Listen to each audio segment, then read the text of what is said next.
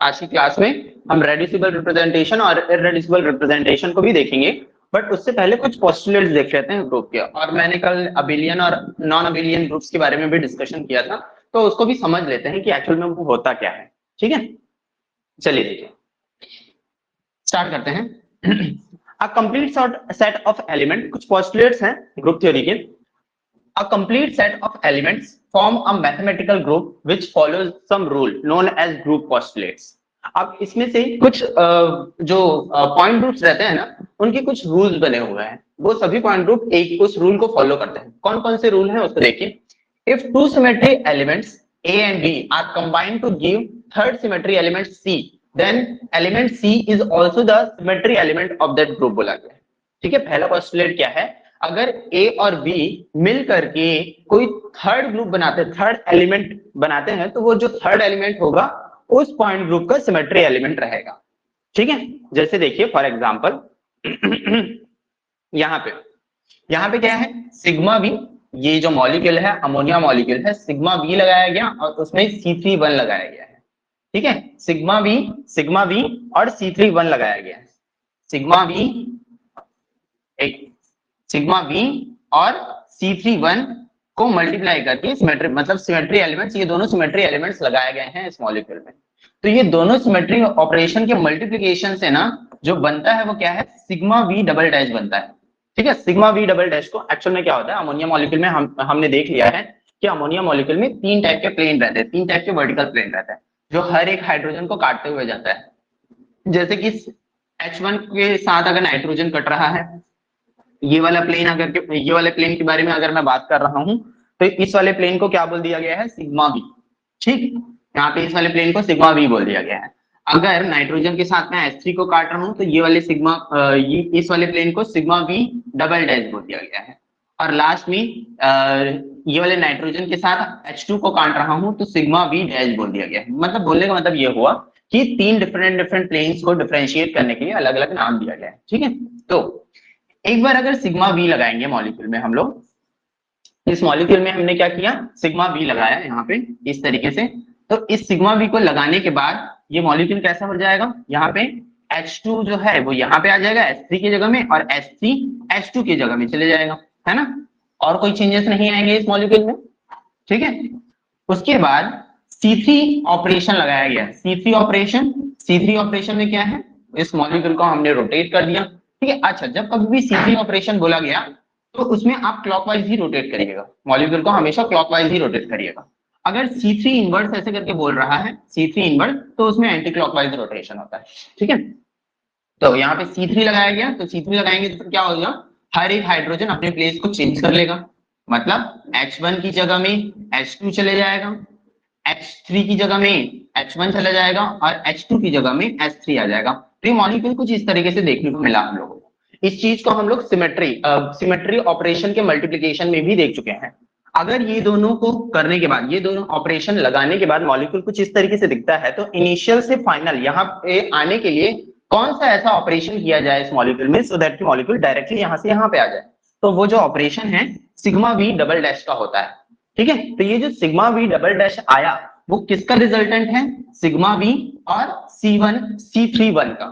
ठीक है, sigma we और C3 1 का मल्टीप्लिकेशन है, कौन सा, सिग्मा वी डबल डैश।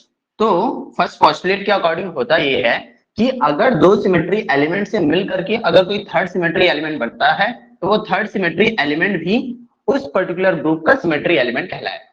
ठीक है, ये फर्स्ट पोस्टुलेट हो गया। देखिए, sigma B into C3 1 is equals to sigma B double dash, जिसको हम लोग बोल रहे हैं A into B is equals to C। ठीक है, समझ में आया फर्स्ट वाला पोस्टुलेट। ठीक है, आगे बढ़ रहा हूं मैं।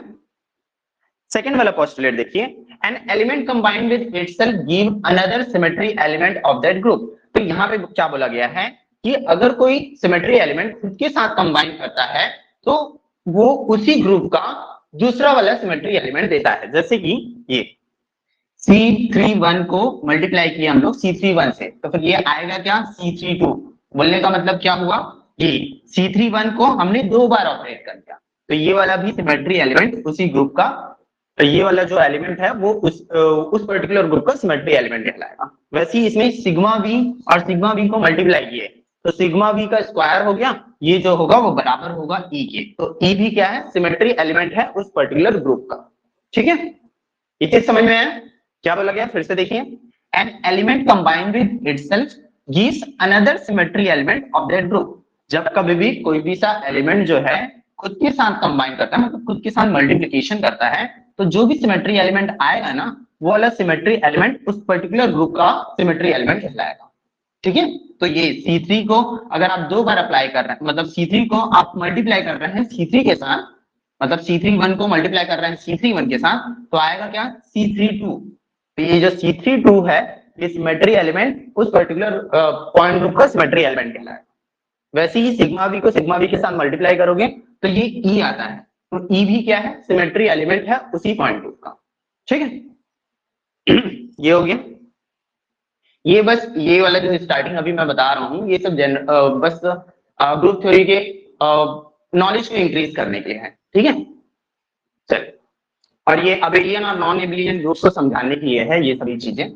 और अबेलियन नॉन अबेलियन ग्रुप हमारे सिलेबस में नहीं है, बट फिर भी मैं उस चीज को लेते हुए चल रहा हूँ, क्योंकि उसमें डायरेक्टली मुझे ऐसा लग रहा है कि मैं भी शायद उससे क्वेश्चन पूछे जा सकता है कि कौन सा वाला जो ग्रुप है वो अबेलियन होगा या कौन सा वाला ग्रुप जो है नॉन अबेलियन होगा, ऐसा। ठीक, तो देखिए नेक्स्ट वाला क्या बोल रहा है, the group must contain identity element. E element commute, यहाँ पे कम्यूट होगा,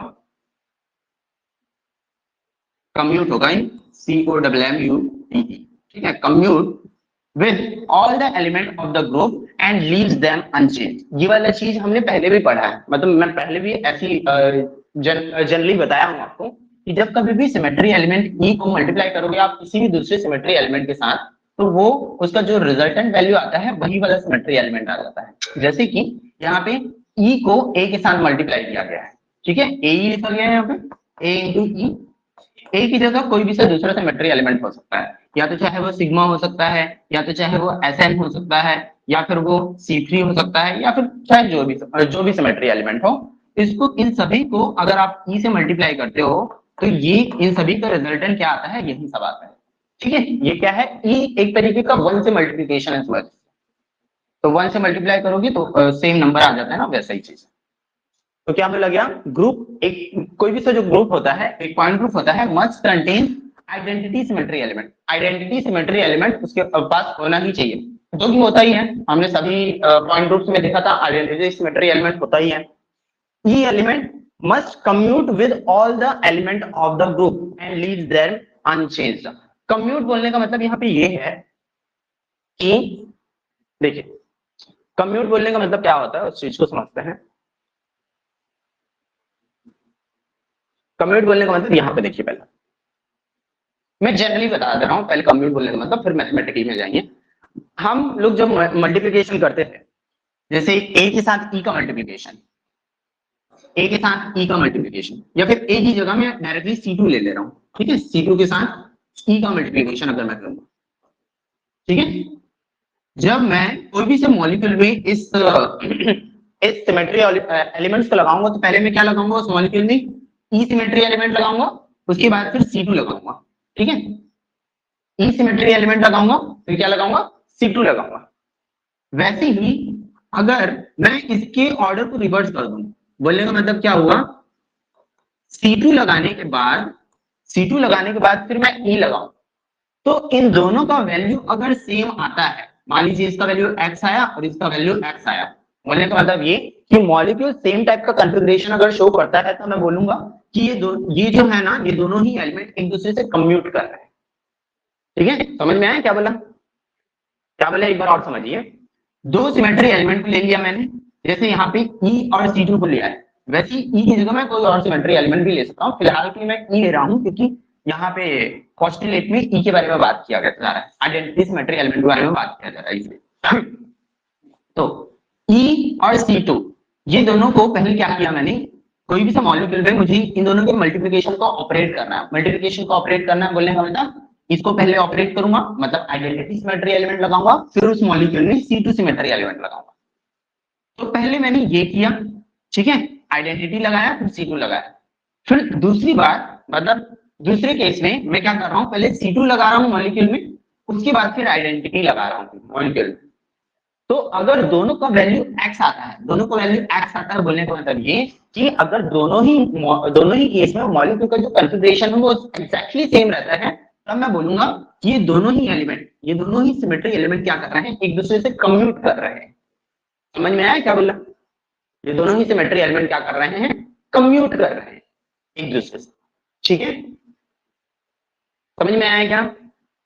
बताइए, समझ में आया क्या बोला? अगर नहीं समझ में आया तो फिर एक एग्जांपल से समझते हैं। अमोनिया मॉलिक्यूल है जैसे, ठीक है, अमोनिया मॉलिक्यूल है, या चलिए वाटर मॉलिक्यूल है, उससे ज्यादा आसान कर, वाटर मॉलिक्यूल है ये H2। तो दोनों को डिफरेंशिएट करने के लिए इसको H1 बोल रहा हूँ, इसको H2 बोल रहा हूँ। पहले ना मैं क्या कर रहा हूँ, C2 इंटू ई ऑपरेट करूंगा, C2 इंटू ई ऑपरेट करूंगा इस मॉलिक्यूल। तो मॉलिक्यूल कैसा होगा पहले देखिए, हम कहां से जाते हैं, राइट से लेफ्ट की तरफ। तो सबसे पहले इस मॉलिक्यूल में ये इनिशियल कंडीशन में ऐसा था, मतलब इनिशियल कंडीशन में ऐसा है, पहले मैं क्या ऑपरेट करूंगा, ई ऑपरेट करूंगा। ई ऑपरेट करूंगा तो मॉलिक्यूल में कुछ फर्क पड़ने वाला है क्या, नहीं पड़ने वाला। तो ये कैसे रहेगा, ये ऐसे का ऐसा ही रहेगा। ठीक है, उसके बाद फिर मैं C2 अप्लाई करूंगा इसमें, C2 अप्लाई करूंगा, यहाँ पे C2 अप्लाई कर रहा हूँ। तो C2 अप्लाई करूंगा तो क्या हो गया, H1 के बेस में H2 चल जाएगा, H2 के बेस में H1 चल जाएगा। तो ये ऐसा हो जाएगा, ठीक है ऐसे। अब मैं क्या करूंगा, नेक्स्ट वाला केस लेता हूँ, ये वाला केस लेता हूँ, सेम वाटर मॉलिक्यूल है, नेक्स्ट वाला केस ले रहे हैं। पहले C2 लगाएंगे, उसके बाद फिर आइडेंटिटी सिमेट्री एलिमेंट लगाएंगे। तो देखिए इस वाटर मॉलिक्यूल से यहीं से स्टार्ट कर रहा हूँ। पहले यहाँ पे हम लोग क्या लगाएंगे, C2 लगाएंगे। C2 लगाएंगे तो H1 और H2 अपने प्लेस को इंटरचेंज करेंगे, यहाँ पे H2 आ जाएगा और यहाँ पे H1 आ जाएगा। ठीक, उसके बाद फिर आइडेंटिटी लगाएंगे, आइडेंटिटी लगाएंगे तो फिर क्या होगा, जैसा है ये वैसा ही रहेगा, मतलब 360 डिग्री रोटेशन। तो अब देखिए ये वाला मॉलिक्यूल और ये वाला मॉलिक्यूल दोनों का कॉन्फ़िगरेशन एग्जैक्टली सेम है ना, एग्जैक्टली सेम है कि नहीं, जैसा ये है वैसे ही एग्जैक्टली सेम ये है ना? Yes sir. ठीक है, बिल्कुल। तो अगर ये दोनों सेम है तो मैं क्या बोलूंगा, मैं बोलूंगा क्या कि ये जो दो सिमेट्री एलिमेंट है ना, C2 और E, ये दोनों ही क्या कर रहे हैं, कम्यूट कर रहे हैं। क्या कर रहे हैं, कम्यूट कर रहे हैं। समझ में आया ये वाला बात? ठीक है, तो वही चीज है कि जो आइडेंटिटी सिमेट्री एलिमेंट होता है ना, ये जो आइडेंटिटी सिमेट्री एलिमेंट होता है, थर्ड वाले पोस्टुलेट ये बोल रहा है, the group must contain identity symmetry element, पहली बात तो ये। दूसरा, identity symmetry element must commute with all the element of the group that is and leaves them unchanged.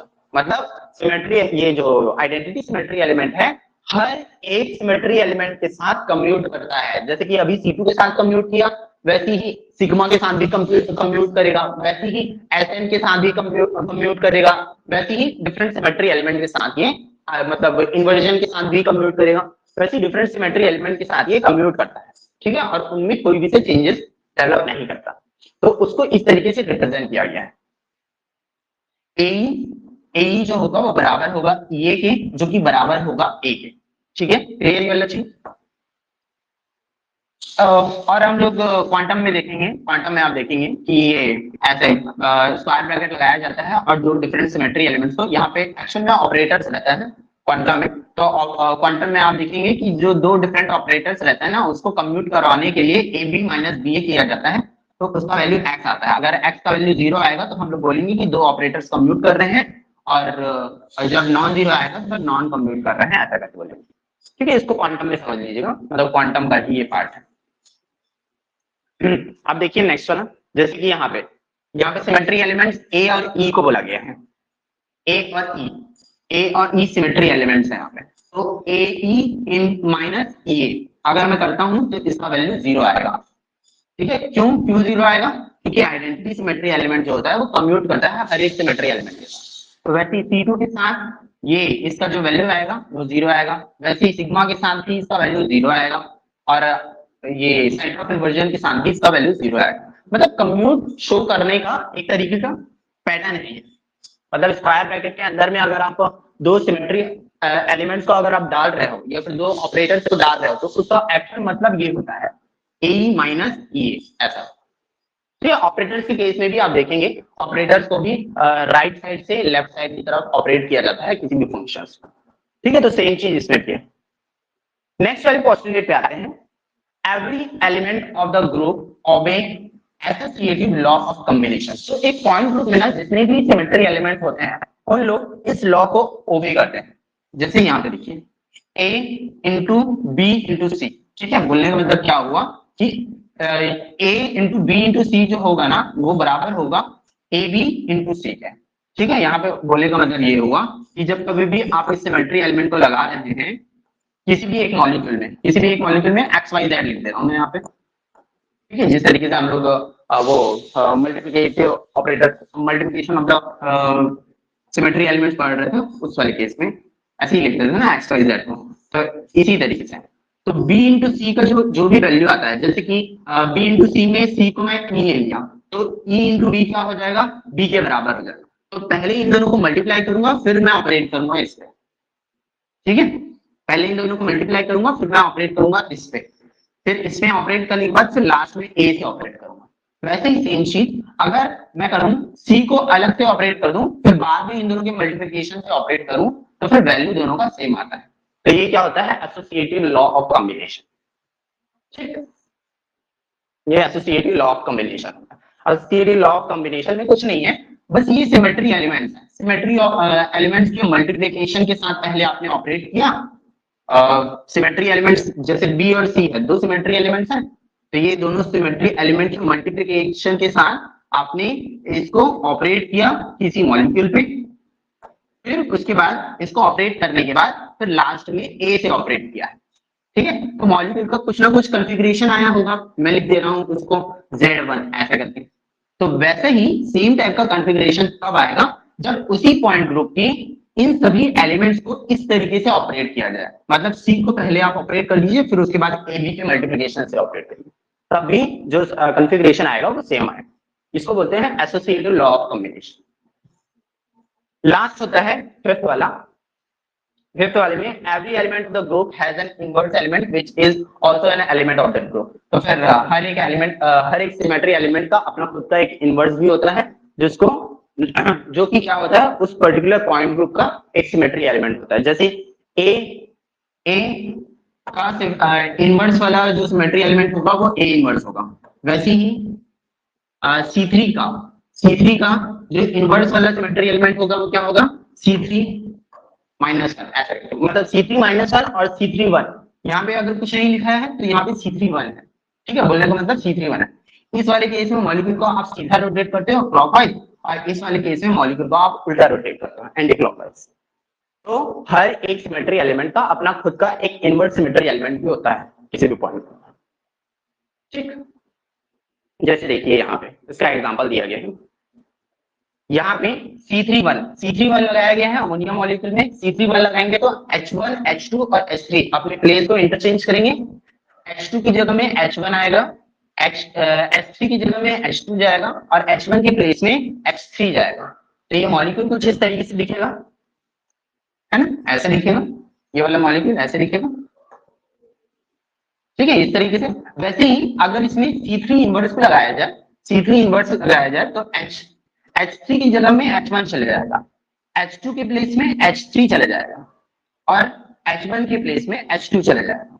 तो ये कुछ इस तरीके से कॉन्फ़िगरेशन देखने को मिलेगा हम लोग को। ठीक है, अब मैं अगर इसी सिमेट्री यहाँ पे जैसे ही मॉलिक्यूल में मैं यहाँ तक पहुंचा उसके बाद फिर से एक बार C3 पॉजिटिव वाला लगा दूं, मतलब क्लॉकवाइज वाला लगा दूं, तो ये मॉलिक्यूल ना कुछ इस तरीके से देखने को मिलेगा हम लोगों को। ठीक है, ये मॉलिक्यूल देखिए H3 के प्लेस में कौन जाएगा, H2 जाएगा। H1 के प्लेस में कौन जाएगा, H3 जाएगा और H2 के प्लेस में H1 जाएगा। ऐसे तो मॉलिक्यूल ऐसे देखने को मिल रहा है ना। और ये देखिए ये वाला मॉलिक्यूल और ये वाला मॉलिक्यूल दोनों सेम दिख रहे हैं। अगर ये दोनों सेम दिख रहे हैं तो C32 जो होगा वो बराबर हो जाएगा C3 इनवर्स।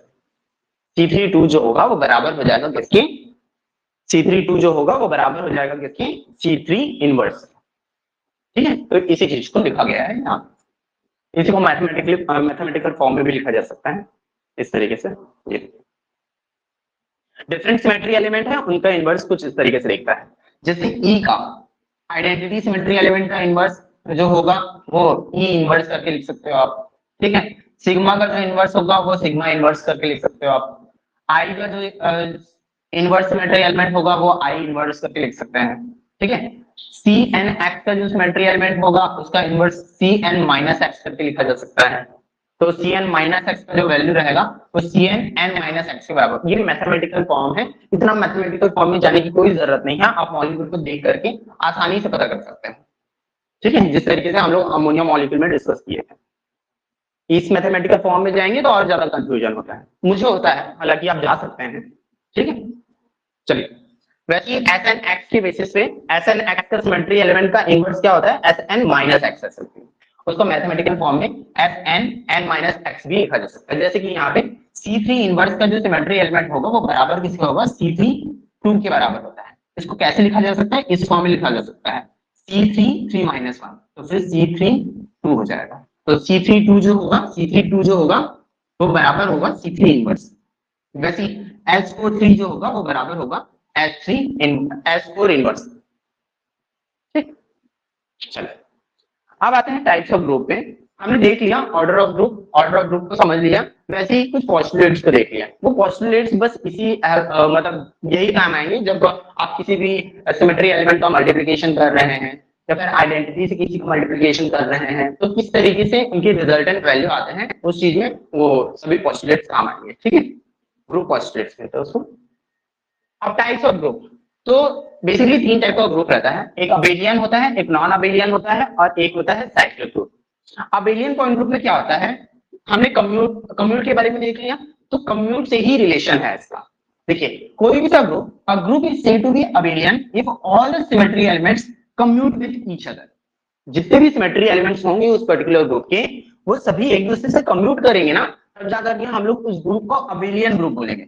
जैसे कि C2V पॉइंट ग्रुप होता है, C2V पॉइंट ग्रुप में कौन कौन से सिमेट्री एलिमेंट आएंगे, C2V पॉइंट ग्रुप में हम लोग देखेंगे कौन कौन सा आइडेंटिटी आता है। ठीक है, C2 आता है, सिग्मा V आता है और सिग्मा V डैश आता है। ठीक है, जैसे कि वाटर मॉलिक्यूल में 2 सिग्मा लगता है ना, तो ये दोनों ही सिग्मा क्या रहते हैं, अलग अलग लिखेंगे, अलग अलग क्लासेस का फॉर्मेशन करते हैं। क्लासेस के बारे में बाद में डिस्कस करता हूँ, फिलहाल इसको कैरेक्टर वन में इस तरीके से लिखा जाएगा। दोनों ही सिग्मा को अलग अलग करके लिखा जा सकता है।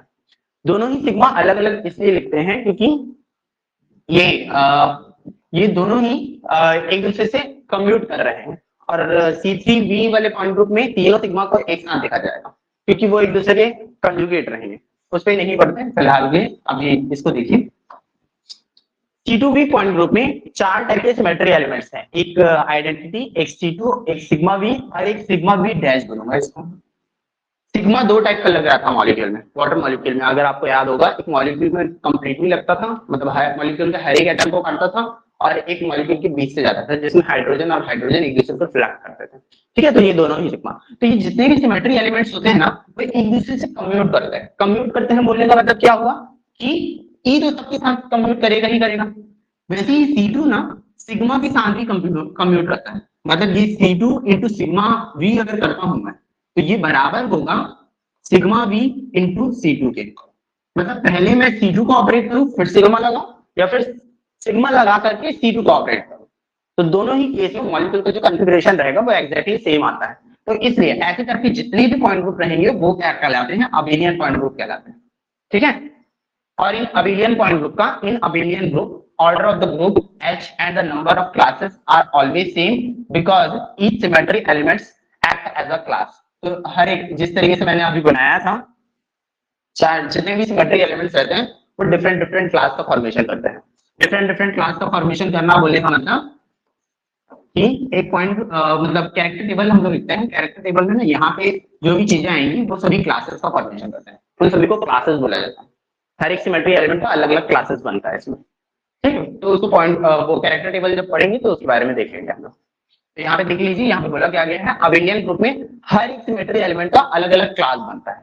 ठीक है, वो चीज क्लास एंड सिमेट्री एलिमेंट, अच्छा क्लासेस और सिमेट्री एलिमेंट के बारे में बताया गया है। C2V पॉइंट ग्रुप का क्लास और सिमेट्री एलिमेंट ये सब होता है, ठीक है।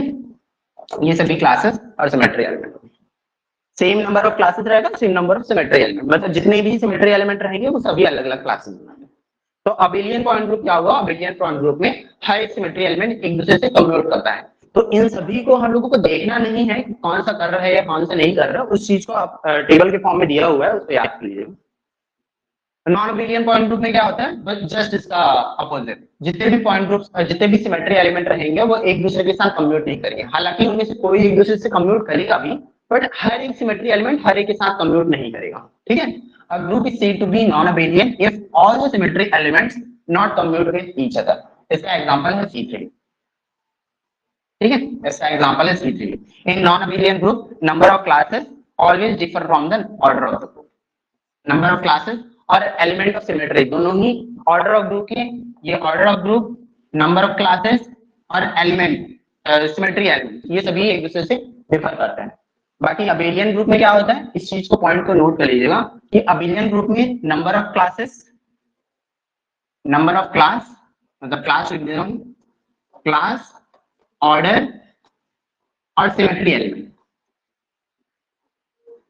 ये सभी ना एक दूसरे से बराबर होंगे, ये सभी एक दूसरे के बराबर होते हैं, ठीक है। बट वही नॉन अबेलियन ग्रुप में ऐसा नहीं होता, नॉन अबेलियन ग्रुप में ऐसा नहीं होता। जैसे कि यहाँ पे देखिए C3V पॉइंट ग्रुप आएगा, यहाँ पे ये C3V है, ठीक है, इसको करेक्ट कर लीजिए। C3V पॉइंट ग्रुप में क्या होता है, ये सभी सिमेट्री एलिमेंट है, C3E, C31, C32, sigma V dash और sigma V double dash. But इनके जब हम लोग क्लासेस लिखेंगे तो E2C3 और 3 सिग्मा V इस तरीके से क्लासेस बनता है, मतलब 3 ही क्लासेस बनता है, हालांकि इसमें सिमेट्री एलिमेंट इतने सारे हैं, ठीक है। अच्छा C3V पॉइंट ग्रुप का ऑर्डर क्या हो जाएगा बताइए, 6, हमने देखा था इसको, 6 हो जाएगा, मतलब 2n के बराबर होता है ना। लास्ट होता है साइक्लिक ग्रुप। साइक्लिक ग्रुप में क्या होता है, a group is said to be cyclic if all of its element can be generated from one symmetry element. मतलब इसमें एक ऐसा ग्रुप जिसमें सिर्फ एक ही सिमेट्री एलिमेंट के बेसिस पे अगर आप हर एक सिमेट्री एलिमेंट उस पर्टिकुलर क्लास के हर एक सिमेट्री एलिमेंट को आप डिफाइन कर सकते हैं, तो वही साइक्लिक ग्रुप कहलाता है। जैसे CN के बेसिस पे, जैसे ये एक सिमेट्री एलिमेंट है, इस सिमेट्री ये पॉइंट ग्रुप भी है, CN एक पॉइंट ग्रुप होता है ना, C3 हो गया या C2 हो गया, ये सभी पॉइंट ग्रुप में आते हैं, CN पॉइंट ग्रुप है ना। CN पॉइंट ग्रुप के बारे में हम लोग देखे थे, इसमें एलिमेंट ऑफ सिमेट्री क्या कहलाता था, सिमेट्री एलिमेंट क्या कहलाता था, एक तो E रहता था और एक CN ही होता था, है ना। तो CN के बेसिस पे ही, मतलब CN के बेसिस पे ही आप हर एक सिमेट्री एलिमेंट को डिफाइन कर सकते हैं इस क्लास में। एक तो CN तो खुद ही है, CN सिमेट्री एलिमेंट तो खुद को डिफाइन कर लिया, और E को कैसे डिफाइन करोगे, CN इंटू CN करके, मतलब CN इंटू CN अगर आप करोगे तो ये E के बराबर हो जाएगा, ठीक है। तो एक ही सिमेट्री एलिमेंट के बेसिस में आप हर एक सिमेट्री एलिमेंट को उस पर्टिकुलर क्लास का डिफाइन करोगे या फिर जनरेट करोगे, तो उसी को बोला जाता है साइक्लिक ग्रुप। और साइक्लिक ग्रुप के कुछ एग्जांपल्स हैं, उसको याद रख लीजिएगा। और जितने भी साइक्लिक ग्रुप रहते हैं वो अबेलियन ग्रुप के कैटेगरी में आएंगे। तो ये जो है ये टेबल है, इस चीज को आपको याद रखना है बस, ठीक है। तो देख लेते हैं कौन कौन सा है। ये C1, अब आप खुद देखिए C1 में एक ही सिमेट्री एलिमेंट होता है E, तो ये खुद साइक्लिक में आएगा, तो साइक्लिक में आएगा, साइक्लिक में आ रहा है तो ये तो अबेलियन हो गई। हर एक साइक्लिक वाला जो ग्रुप होता है वो अबेलियन होता ही। वैसे CN साइक्लिक भी है, अबेलियन भी होगा, ठीक है, यहाँ पे ऑर्डर लिखा हुआ है उन सभी का। CS क्या होता है, साइक्लिक भी है और अबेलियन भी होगा। वैसे CI साइक्लिक भी है और अबेलियन भी होगा, ठीक। ये सभी स्टार्टिंग के जितने भी हैं वो तो अबेलियन और साइक्लिक होते ही। अच्छा SN जो होता है, SN वाला पॉइंट ग्रुप का जो भी वो होगा, SN पॉइंट ग्रुप जो होगा वो अबेलियन ग्रुप के अंदर में आता है। CNV पॉइंट ग्रुप अभी हम लोगों ने देखा, C2V अबेलियन में आ रहा था, C3V नॉन अबेलियन में आ रहा था, तो C3V अबेलियन होता है, और 2 अगर n का वैल्यू 2 से ज्यादा बढ़ गया तो फिर नॉन अबेलियन की कैटेगरी में आ जाएगा ये, ठीक है, C2V। वैसे CNH पॉइंट ग्रुप अबेलियन की कैटेगरी में आता है। DNH पॉइंट ग्रुप और DND आ गया, हाँ, DNH पॉइंट ग्रुप और DND पॉइंट ग्रुप ये दोनों का ही ऑर्डर 4n के बराबर है और दोनों ही नॉन अबेलियन ग्रुप के कैटेगरी में आएंगे, ठीक है। ये देखिए नॉन अबेलियन ग्रुप, और वैसे ही ये भी नॉन अबेलियन ग्रुप। यहाँ पे बात बस इसको ध्यान में रखिएगा कि D2H अबेलियन ग्रुप की कैटेगरी में आता है। तीन चीजें बस ऐसी हैं यहाँ पे, देखिए ये CNV और ये DNH और यहाँ पे DN, ये तीनों ही केस में n का नंबर अगर 2 से ज्यादा होता है तब जाकर के ये लोग नॉन अबेलियन हो जाते हैं। बाकी सभी केसेस में, बाकी सभी क्या, अब D2 ही तो बच गया, तो D2 वाले केस में ही बस ये लोग अबेलियन रहते हैं, ठीक है। बाकी CNH अबेलियन होता है और DNH अबेलियन होगा जब D2H n का नंबर 2 होगा, और n का नंबर अगर 2 से ज्यादा हो गया, यहाँ पे ये 2 आएगा, n का नंबर अगर 2 से ज्यादा हो गया तो उस केस में नॉन अबेलियन की कैटेगरी में चला जाता है, ठीक है। बाकी ये सभी को देख लीजिए, DND और TDOH और IH ये सभी नॉन अबेलियन के कैटेगरी में आते हैं, ठीक है। ये सभी नॉन अबेलियन के कैटेगरी में आएंगे। और लीनियर वाले ग्रुप जो भी हैं C इंफिनिटी V और D इंफिनिटी H, ये भी नॉन अबेलियन ग्रुप के कैटेगरी में आते हैं। तो इस चीज को एक बार याद रख लीजिएगा कि डायरेक्ट क्वेश्चन बन सकता है कि कौन सा वाला ग्रुप अबेलियन है या फिर कौन सा वाला ग्रुप नॉन अबेलियन है, ऐसा, ठीक है। काफी सिंपल क्वेश्चन बनेगा अभी तो डायरेक्ट पूछा जाएगा, ठीक। तो ये नॉन अबेलियन और अबेलियन के बारे में डिस्कशन हो गया, जो कि मैंने कल कहा था मैं डिस्कस करूंगा, ठीक है। समझ में आ गया यहाँ तक? कोई डाउट है? फिर हम लोग रेड्यूसिबल इरेड्यूसिबल रिप्रेजेंटेशन को स्टार्ट करेंगे, बताइए इसमें कोई डाउट? सर ये पोस्टुलेट पूछता है क्या एग्जाम में? नहीं, पोस्टुलेट्स नहीं आते एग्जाम में। आपको पता होना चाहिए कुछ चीजों को सॉल्व करने के लिए। एक्चुअल में कैरेक्टर टेबल में ये सब यूज होता है, कैरेक्टर टेबल जैसे बनाते हैं ना हम लोग, तो ये सारी चीजें यूज होती है, ठीक है।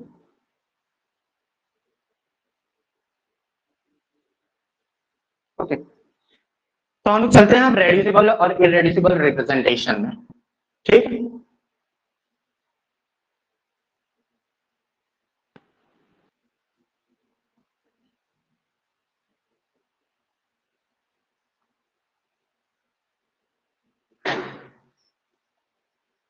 मैट्रिक्स रिप्रेजेंटेशन पहले है, उसके बाद फिर स्टार्ट करेंगे।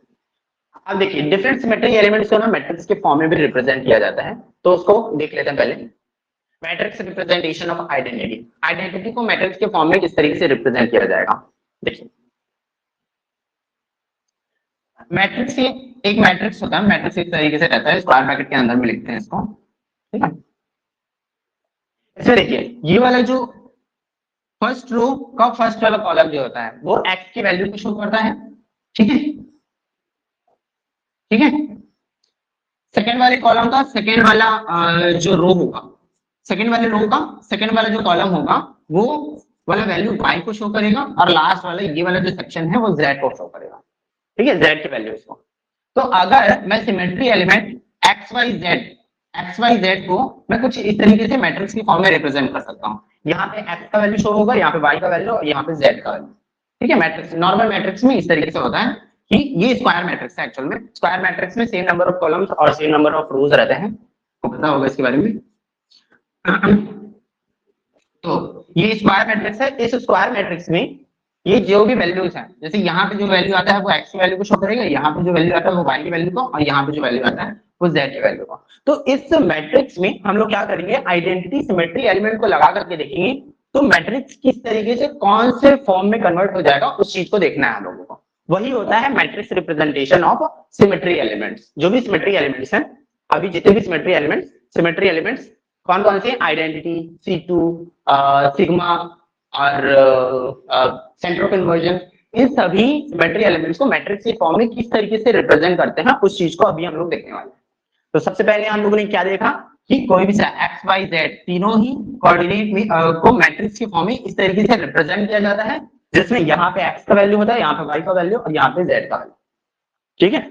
और इन तीनों ही वैल्यूज को तीनों ही वैल्यूज में जो चेंजेस आने वाले हैं सिमेट्री एलिमेंट को ऑपरेट करने के बाद, उस चीज को हम लोगों को देखना है। तो देखिए आइडेंटिटी सिमेट्री एलिमेंट को लगाना है हम लोगों को x y z में, मतलब इस मैट्रिक्स में हम लोगों को लगाना है। तो आइडेंटिटी सिमेट्री एलिमेंट जब हम लोग लगाएंगे तो जो भी x एक्सिस रहेगा या फिर जो भी y एक्सिस रहेगा या फिर जेड एक्सिस रहेगा, उसमें किसी भी तरीके का कोई चेंज आता है क्या? नहीं आता। तो इसलिए आइडेंटिटी सिमेट्री एलिमेंट का जो मैट्रिक्स रिप्रेजेंटेशन होता है वो ऐसा ही होता है। ठीक है, मैट्रिक्स रिप्रेजेंटेशन जो होता है वो वैसा ही होता है, जिसमें एक्स के वैल्यू में कोई चेंजेस नहीं आते, ना ही वाई के वैल्यू में चेंजेस आएगा, ना ही जेड के वैल्यू में चेंजेस। अब यहाँ पे जो वन लिखे हुए है ना, ये सभी वन क्या बता रहा है, ये एक्स का वैल्यू यहाँ पे वन है ऐसा करके बता रहा है, मतलब कोई चेंजेस नहीं आ रहा है। अगर कोई चेंजेस नहीं है तो उसको वन से रिप्रेजेंट करें, कोई चेंज आ गया तो उसको माइनस वन से रिप्रेजेंट करें। ठीक है, इनिशियल कंडीशन में उसको वन लेकर के चलो। तो मैट्रिक्स रिप्रेजेंटेशन में मतलब ई के मैट्रिक्स रिप्रेजेंटेशन में, ये आइडेंटिटी सिमेट्री एलिमेंट के मैट्रिक्स रिप्रेजेंटेशन में, ये हर एक एक्स का वैल्यू भी वन रहेगा, वाई का वैल्यू भी वन रहेगा और जेड का भी वैल्यू वन रहेगा। क्यों ऐसा? क्योंकि आइडेंटिटी सिमेट्री एलिमेंट अगर आप किसी मॉलिक्यूल में लगाते हो तो ना ही एक्स एक्सिस में चेंज आता है, ना ही वाई एक्सिस में चेंज आता है और ना ही जेड एक्सिस में चेंज आता है। तो आइडेंटिटी सिमेट्री एलिमेंट का मैट्रिक्स रिप्रेजेंटेशन ये है। ठीक है, इसके अलावा एक और चीज है यहाँ पे, ये जो डायगोनल एलिमेंट्स हैं इनको क्या बोला जाएगा? एलिमेंट्स बोला जाएगा। ठीक है, या फिर ट्रेस बोलेंगे, ट्रेस यहाँ पे लिखा है, सॉरी कैरेक्टर बोला जाएगा या फिर ट्रेस बोला जाएगा। इन सभी के ये कैरेक्टर या फिर trace, sum of diagonal elements, ये जितने भी एलिमेंट्स हैं वन वन वन, इन सभी के जो समेशन होता है उसको हम लोग क्या बोलते हैं? कैरेक्टर बोलते हैं या फिर ट्रेस बोलते हैं। तो वन प्लस वन, इसका जो कैरेक्टर का वैल्यू आता है वो 3 आता है। अच्छा, ये निकाल क्यों रहे हैं उस चीज को हम लोग बाद में देखेंगे, फिलहाल के लिए ये चीज समझ लीजिए कि वन वन वन मतलब जितने भी डायगोनल एलिमेंट्स का समेशन होता है उसको हम लोग क्या बोलते हैं? कैरेक्टर बोलते हैं, या इसी चीज को ट्रेस भी बोला जाता है, और इसको रिप्रेजेंट कुछ इस तरीके से किया जाता है। ठीक है, नेक्स्ट वाले सिमेट्री एलिमेंट का देखते हैं। आइडेंटिटी का तो ऐसे ही था, इसमें कोई चेंजेस नहीं था। नेक्स्ट वाले देखते हैं, उससे समझ में आएगा क्या चीज है। जैसे यहाँ पे इन्वर्जन को लगाया गया, इन्वर्जन को एक्स वाई जेड कोऑर्डिनेट्स में लगाया है हम लोग। एक्स वाई जेड कोऑर्डिनेट्स में क्या क्या चेंजेस आते हैं इन्वर्जन सिमेट्री एलिमेंट को लगाने के बाद? तो एक्स वाई जेड पहले normal matrix representation X Y Z का कैसे था?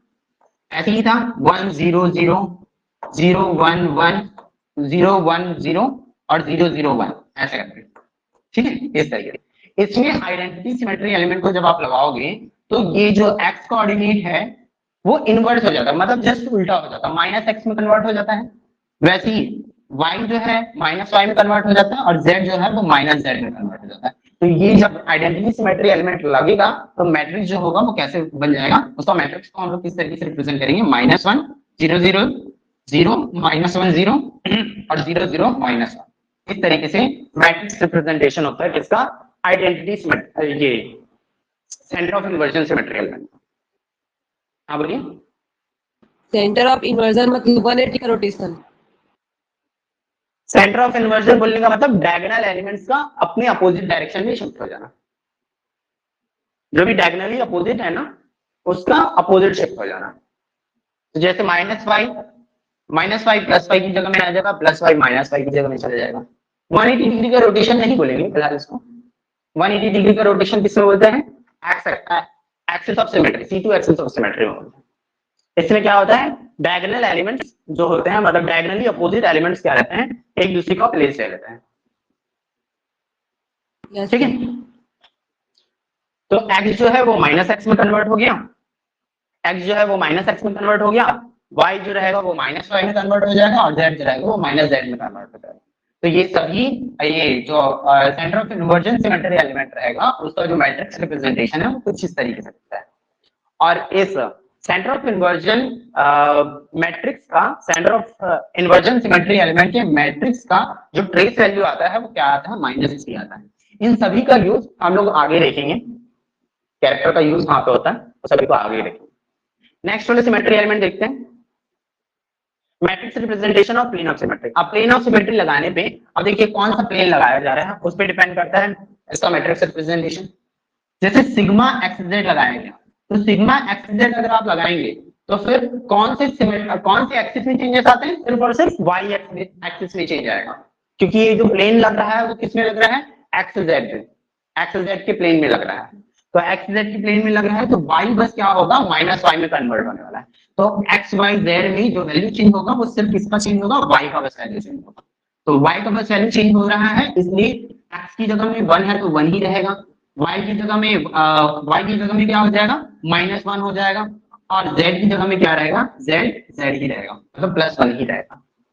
ठीक है, तो इसका matrix representation sigma x Z का मैट्रिक्स रिप्रेजेंटेशन 1 0 0 0 -1 और 0 और 0 0 1। ठीक, अब इसका कैरेक्टर का वैल्यू मतलब सम ऑफ डायगोनल एलिमेंट्स का जो वैल्यू होता है वो क्या होता है 1 के बराबर, क्योंकि -1 +1 0 हो गया और यहाँ पे 1 बच गया, तो इसलिए कैरेक्टर का वैल्यू क्या होता है 1।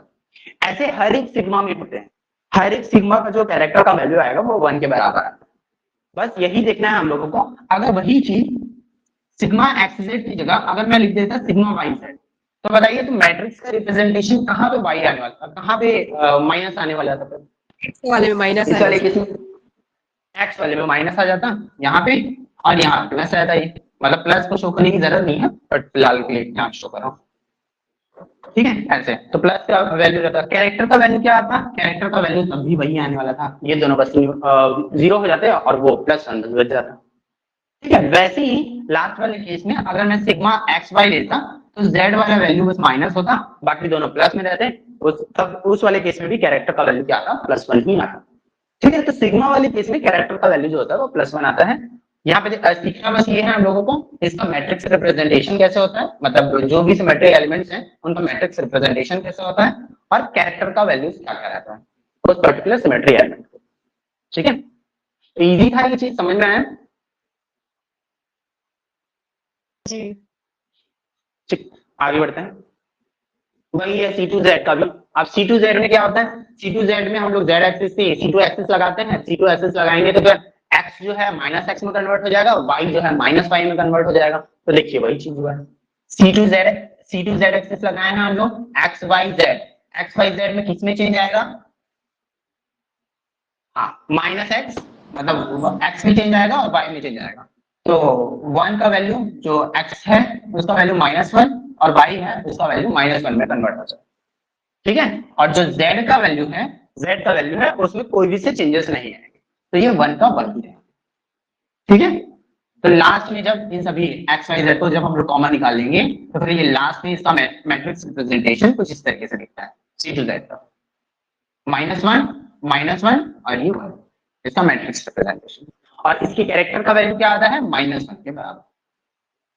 ठीक है, C2 का हमने देख लिया, प्लेन का देख लिया, सेंटर ऑफ इन्वर्जन का देख लिया, आइडेंटिटी का देख लिया।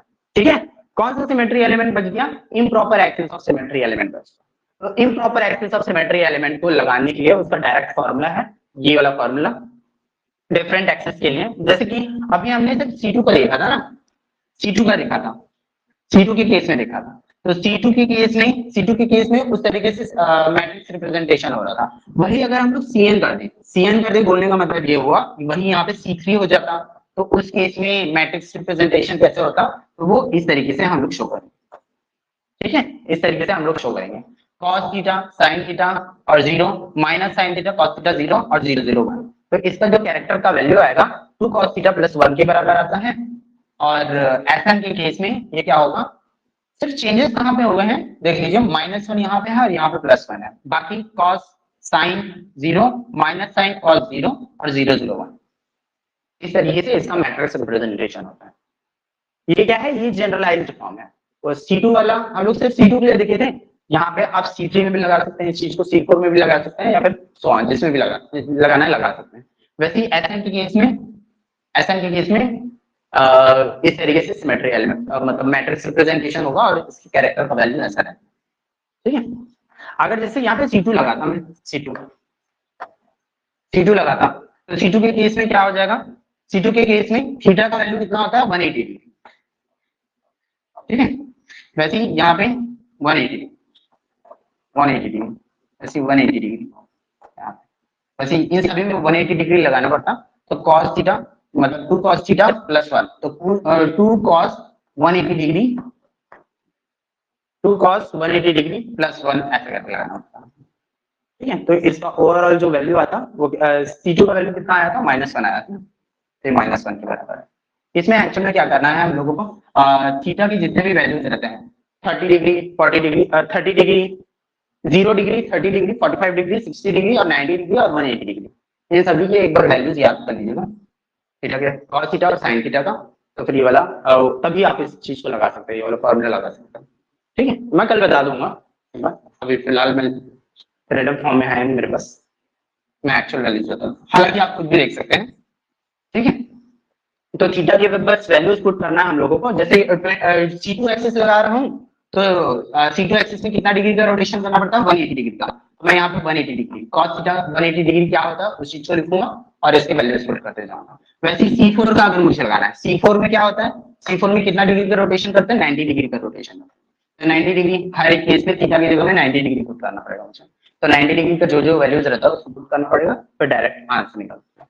ठीक है, तो थीटा के वैल्यूज याद रखने हैं बस।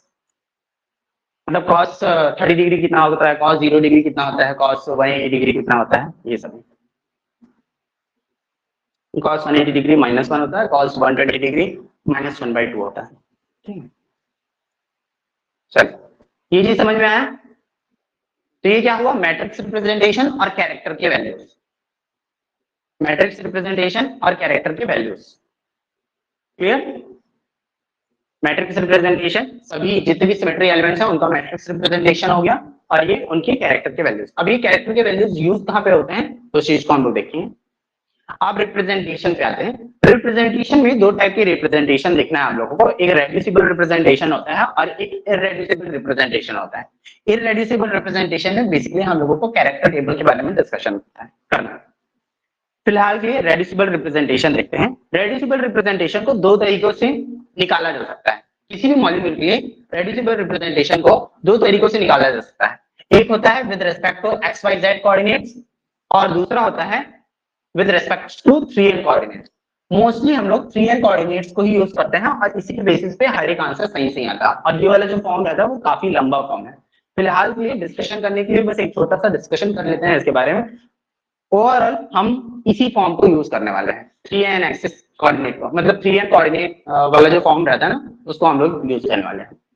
फिलहाल के लिए इसको देख लेते हैं। With respect to X Y Z axis जो रेड्यूसिबल रिप्रेजेंटेशन लिखा जाता है किसी भी मॉलिक्यूल के लिए वो किस तरीके से होगा उसको देखेंगे। ठीक है, तो देखिए अब यहाँ पे डायमेंशन एक टर्म आएगा, डायमेंशन करके एक टर्म आता है, वो 3 के बराबर होगा। वो सब आइडेंटिटी एलिमेंट में जितने भी कैरेक्टर्स होगा ना उसका समेशन होता है। उस चीज को भी कैरेक्टर टेबल में हम लोग देखेंगे। अब देखिए इसमें ये वाला जो वाटर मॉलिक्यूल है, वाटर मॉलिक्यूल के रेस्पेक्ट में देख रहे हैं हम लोग रेड्यूसिबल रिप्रेजेंटेशन और इररेड्यूसिबल रिप्रेजेंटेशन निकालना सीख रहे हैं। ठीक है, तो उसमें से सबसे पहला डिस्कशन हम लोग कर रहे हैं रेड्यूसिबल रिप्रेजेंटेशन का। रेड्यूसिबल रिप्रेजेंटेशन को निकालने के लिए दो तरीके होते हैं, एक एक्स वाई जेड कोऑर्डिनेट के बेसिस पे और दूसरा तरीका होता है 3n कोऑर्डिनेट के बेसिस पे। ठीक है, ऐसा दोनों का नाम है अलग अलग। तो एक्स वाई जेड कोऑर्डिनेट के बेसिस पे होता है और एक होता है 3n कोऑर्डिनेट्स में।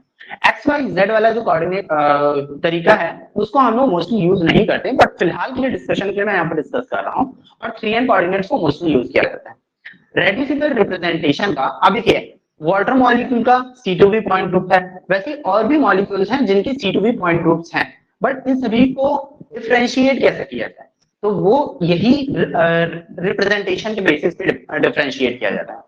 सेम टाइप के पॉइंट ग्रुप के जो मॉलिक्यूल्स हैं उन सभी के रेड्यूसिबल रिप्रेजेंटेशन का जो वैल्यू रहता है वो अलग अलग आ सकता है। ठीक है, मतलब अलग अलग आता है, तो उसके बेसिस पे डिफरेंशिएट किया जाता है मॉलिक्यूल। तो देखते हैं सबसे पहला तरीका है एक्स वाई जेड एक्सिस के बेसिस पे, जिसमें हम लोग रेड्यूसिबल रिप्रेजेंटेशन निकालना सीख रहे हैं। ठीक है, सबसे पहले हम लोगों को क्या करना पड़ता है इस तरीके में, वाटर मॉलिक्यूल के जितने भी सिमेट्री एलिमेंट्स है उसको लिखेंगे हम लोग। E होता है, C2Z होता है, सिग्मा XZ होता है, सिग्मा YZ होता है। ठीक है, दो ही टाइप का प्लेन लगता है इसमें, सिग्मा XZ क्या है, मॉलिक्यूलर प्लेन है। ठीक है, सिग्मा XZ मॉलिक्यूलर प्लेन है और सिग्मा YZ क्या होता है, ये वाला प्लेन। ठीक है, ये वर्टिकल प्लेन। तो इन सभी के कैरेक्टर्स को पहले लिखें, मतलब मैट्रिक्स रिप्रेजेंटेशन लिखे हैं यहाँ पे। मैट्रिक्स रिप्रेजेंटेशन लिखने का रीजन ये है, यहाँ पे से हम लोग कैरेक्टर निकालने वाले हैं इसका। ठीक है, तो आप देखिए एक्स एक्सिस वाई एक्सिस और जेड एक्सिस के बेसिस पर यहाँ पे आइडेंटिटी सिमेट्री एलिमेंट का जो कैरेक्टर वैल्यू आता है, कैरेक्टर का जो वैल्यू आता है वो क्या है, वो 1 है। मतलब एलिमेंट्स की जो वैल्यूज है वो क्या है, एक्स के लिए 1 है, वाई के लिए 1 है और जेड के लिए भी 1 है। ठीक, वैसे ही C2Z के लिए एक्स एक्सिस के लिए मतलब एक्स का जो वैल्यू है वो -1 है, जैसे कि यहाँ पे वैसे ही इस कैरेक्टर मतलब इस मैट्रिक्स रिप्रेजेंटेशन में y का जो वैल्यू है वो क्या है -1 है, और z का जो वैल्यू है वो क्या है 1 है। ठीक है, तो ये सभी वैल्यूज को यहाँ पे से लिया जा रहा है। सिग्मा एक्स जेड के लिए x का वैल्यू मतलब x के लिए जो वैल्यू आता है वो 1 आता है, y के लिए जो वैल्यू आएगा -1 आएगा, तो -1 यहाँ से लिए, और z का जो वैल्यू आता है वो 1 के बराबर आता है, तो 1 को यहाँ पे। तो एक्स मतलब ये कॉलम्स बनाया जाता है, एक्सिस को लिखा जाएगा यहाँ पे, जितने भी सिमेट्री एलिमेंट्स है उसको लिखते हैं, और इस तरीके से सभी वैल्यूज को लिखते जाता है। लास्ट में क्या करना पड़ता है, इन सभी कैरेक्टर्स का समेशन कर देना पड़ता है, तो जो कि कैरेक्टर के बराबर ही आएगा, ऑब्वियस बात है। ठीक, x का वैल्यू पूरा लिखिए, x का मतलब x y z का वैल्यू लिखिए 1 1 1, तो 1 1 1। c to z के लिए x y z का वैल्यू लिखिए -1 और 1। वैसे ही सिग्मा एक्स जेड के लिए एक्स वाई जेड का वैल्यू लिखिए 1 -1 और 1, 1 -1 और 1। ठीक है, और लास्ट में सिग्मा वाई जेड के लिए हम लोग एक्स वाई जेड का वैल्यू लिखें -1 1 और 1। तो लास्ट में क्या करना पड़ता है, इन सभी वैल्यूज को समेशन करेंगे, और हम लोग कर क्या रहे हैं, कैरेक्टर का वैल्यू ही निकाल रहे हैं और कुछ। तो कैरेक्टर के वैल्यूज क्या है 3 -1 1 और 1। तो यही इसका रेड्यूसिबल रिप्रेजेंटेशन है, यही इसका इस मॉलिक्यूल का रेड्यूसिबल रिप्रेजेंटेशन है। इस मॉलिक्यूल के लिए बोल रहा हूँ ना, मॉलिक्यूल के हर एक मॉलिक्यूल के लिए सेम पॉइंट ग्रुप का हो सकता है, सेम पॉइंट ग्रुप का हो, बट उसके लिए क्या हो जाता है, रेड्यूसिबल रिप्रेजेंटेशन का वैल्यू डिफरेंट भी आ सकता है। ठीक है, तो ये रेड्यूसिबल रिप्रेजेंटेशन का वैल्यू इसका 1 हो गया, -1 1 और 1। ठीक, ये हो गया reducible representation X Y Z coordinate के बेसिस पर। ये वाला तरीका हम लोगों को यूज नहीं करना है, ये वाला तरीका कहीं जाकर के फेल हो जाएगा, तो इसलिए हम लोग 3n कोऑर्डिनेट का वे यूज करते हैं। इसमें क्या करना पड़ता है, यहाँ पे पॉइंट ग्रुप आप लिखोगे उस मॉलिक्यूल का, C2V पॉइंट ग्रुप मतलब उस पर्टिकुलर मॉलिक्यूल का पॉइंट ग्रुप लिखोगे। तो अभी फिलहाल हम लोग वाटर मॉलिक्यूल के बारे में बात कर रहे हैं, तो वाटर मॉलिक्यूल का पॉइंट ग्रुप यहाँ पे लिखें। फिर जितने भी सिमेट्री एलिमेंट्स हम लोग लगाते हैं ना उस मॉलिक्यूल में, जो भी सिमेट्री एलिमेंट लगता है उसको ये सभी कॉलम में लिखा जाता है, अलग अलग कॉलम बनाया जाएगा उसको। Identity symmetry element C2Z, sigma XZ और सिग्मा YZ। ठीक है, ये वाला तरीका ही यूज करना है, इसको ध्यान से देखिए। सबसे पहले यहाँ पे पॉइंट ग्रुप लिखा जाएगा, उसके बाद जितने भी सिमेट्री एलिमेंट्स रहते हैं उसके कॉलम्स बनाए जाएंगे। उसके बाद जो नेक्स्ट रो बनता है ये नूसा बोलने का मतलब नंबर ऑफ अनशिफ्टेड है। अब यहाँ पे हम लोगों को एक्चुअल में परफॉर्म करना है ये भी जितने भी सारे एलिमेंट्स के ये भी जितने भी सिमेट्री एलिमेंट्स हैं उसको हम लोगों को इस मॉलिक्यूल में परफॉर्म करना है। उसके बाद फिर देखना है कि रेड्यूसिबल रिप्रेजेंटेशन क्या क्या है। हाँ ठीक, तो देखिए नंबर ऑफ अनशिफ्टेड एटम को हम लोगों को देखना है। नूसा बोलने का मतलब नंबर ऑफ अनशिफ्टेड एटम। ठीक है, number of unshifted atoms, number of unshifted atoms. तो नंबर ऑफ अनशिफ्टेड एटम्स, ये नूसा बोलने का मतलब नंबर ऑफ अनशिफ्टेड एटम्स होता है। तो नंबर ऑफ अनशिफ्टेड एटम्स देखते कैसे हैं उसको देखिए।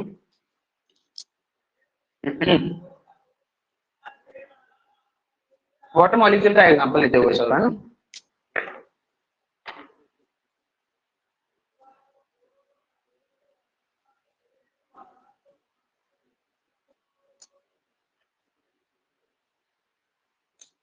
देख सबसे पहला क्या किया हम लोगों ने, एक पॉइंट ग्रुप लिखा, पॉइंट ग्रुप के बाद फिर सिमेट्री एलिमेंट्स लिख दिए डिफरेंट कॉलम्स में। उसके बाद फिर पहला जो दूसरा रो रहेगा उसमें नंबर ऑफ अनशिफ्टेड एटम लिखना है।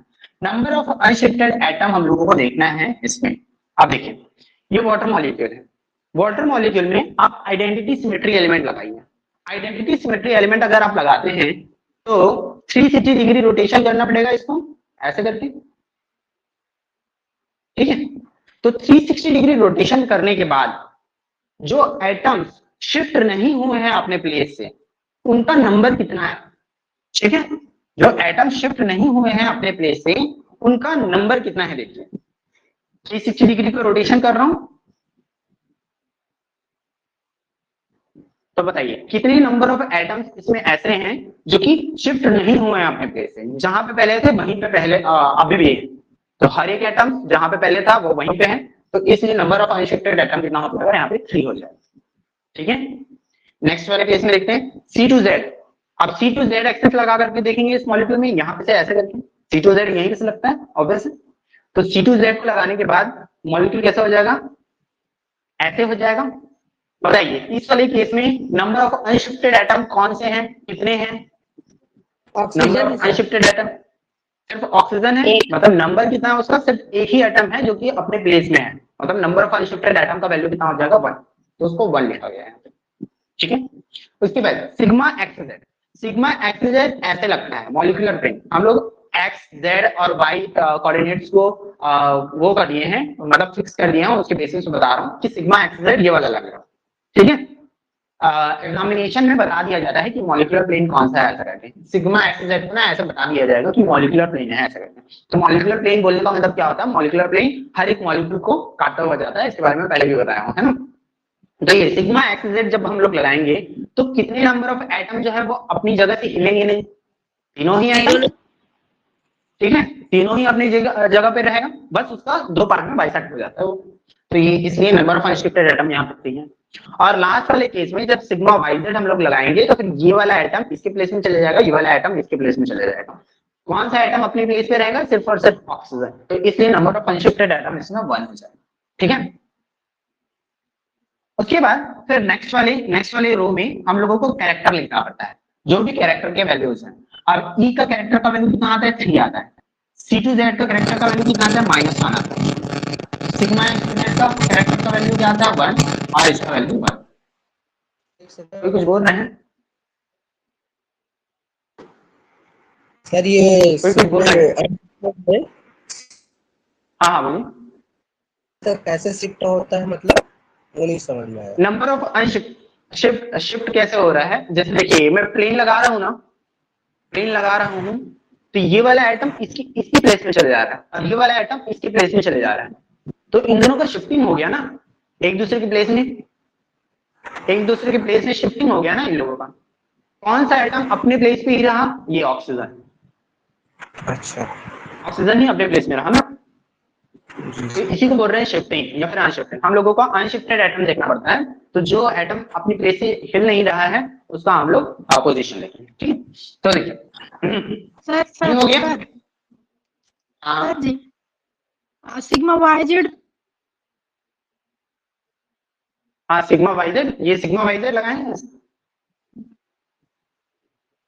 जी जी सिग्मा वाइजेड।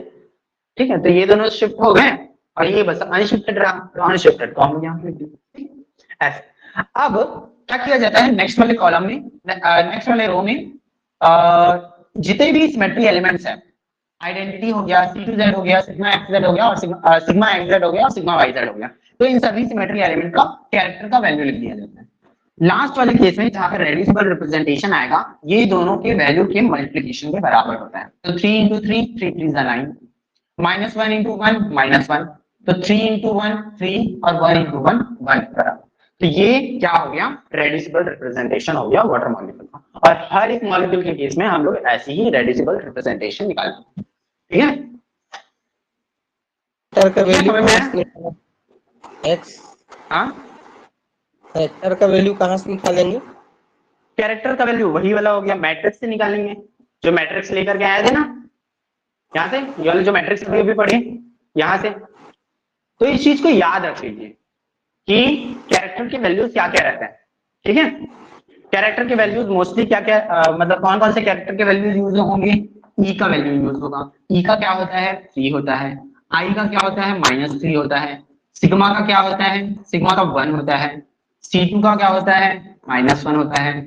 ठीक है, वैसे C3 का क्या होता है, 0 होगा, और C4 का क्या होगा, 1 होगा। ठीक, और क्या होता है, सिग्मा हो गया। हाँ, ये सभी, इन सभी के वैल्यूज याद रख लीजिए। सर सिग्मा XZ और YZ दोनों के केस में 1 होगा। एग्जैक्टली, तो ये कोई भी सा सिग्मा उसका वैल्यू 1 ही होता है, मतलब उसके कैरेक्टर के वैल्यूज 1 ही होते हैं। सर ठीक है, हाँ बोलिए। ये जो टेबल में NuSO है ये क्या है sir? Number of unshifted atom, number of unshifted atoms. ठीक है, number of unshifted atom, unshifted atom. ठीक है, number of unshifted atom. Sir समझ में आ गया? एटम मतलब उस बॉन्ड ग्रुप को लगाने के बाद मतलब सिमेट्री एलिमेंट को कि वो शिफ्ट हुआ है कि नहीं उसको हाँ देखते हैं। हाँ, वही वही वही अभी अभी हम लोगों ने किया। नंबर ऑफ अनशिफ्टेड एटम ई लगाएंगे तो फिर तीनों के तीनों अनशिफ्टेड रहेंगे, क्योंकि 360 डिग्री के बाद रोटेशन करने के बाद जो जहां पे था वहीं पे आ जाएगा वापस से, है ना? ठीक है, हेलो ठीक है, समझ में आया? सर। हाँ बोलिए। सर आवाज आज थोड़ी क्लियर नहीं आ रही है। हाँ सर, थोड़ा दिक्कत है सर आवाज में आज। ऐसा है यस और तो पता नहीं, अभी क्लियर आ रहा है अभी? हाँ सर नहीं, अभी ठीक है अभी। अभी क्लियर आ रहा है ना? रेड्यूसिबल रिप्रेजेंटेशन 9 -1 3 और 1 है, क्लियर है? सर हाँ, कुछ सर, आवाज क्लियर का हाँ, एकदम बोलिए। क्लियर नहीं आ रहा। अच्छा, क्लियर ही नहीं आ रहा है बोल रहे हैं, अभी भी नहीं आ रहा है क्लियर? स्टार्टिंग से नहीं आ रहा है सर ठीक से। अच्छा, नहीं अभी अभी जब मैं बोल रहा हूँ तो अभी क्लियर आ रहा है कि नहीं आ रहा है? नहीं आ रहा है। नहीं आ रहा है। इसी चीज को फिर से स्टार्ट करते हैं, जो एक्चुअल चीज था। रेड्यूसिबल रिप्रेजेंटेशन को फिर से एक बार देख लेते हैं, ठीक है? वैसे रिकॉर्डेड भी है, आप फिर से भी देख सकते हैं, उसमें से भी जा करके, बट फिलहाल के अभी अगर इनके समझ में नहीं आया होगा तो फिर स्टार्ट से स्टार्ट करते हैं इसको। रेड्यूसिबल, अब रिप्रेजेंटेशन दो तरीके के रहते हैं, रेड्यूसिबल और इररेड्यूसिबल, ठीक है? जिसमें रेड्यूसिबल रिप्रेजेंटेशन को निकालने के दो तरीके हैं, एक XYZ कोऑर्डिनेट वाला देखिए हम लोग, और एक 3n कोऑर्डिनेट वाला रहता है, ठीक है? अभी क्लियर है आवाज? 3n कोऑर्डिनेट, नहीं जिसमें से एकदम हम 3n कोऑर्डिनेट, हेलो हाँ बोलिए। हाँ सर, अभी भी एकदम क्लियर नहीं है सर आपका आवाज जो है। अच्छा, ब्रेक करके आ रहा है क्या? पता नहीं फिर क्या इशू हो सकता है। मतलब कनेक्टिविटी तो ठीक दिखा रहा है प्रॉपर।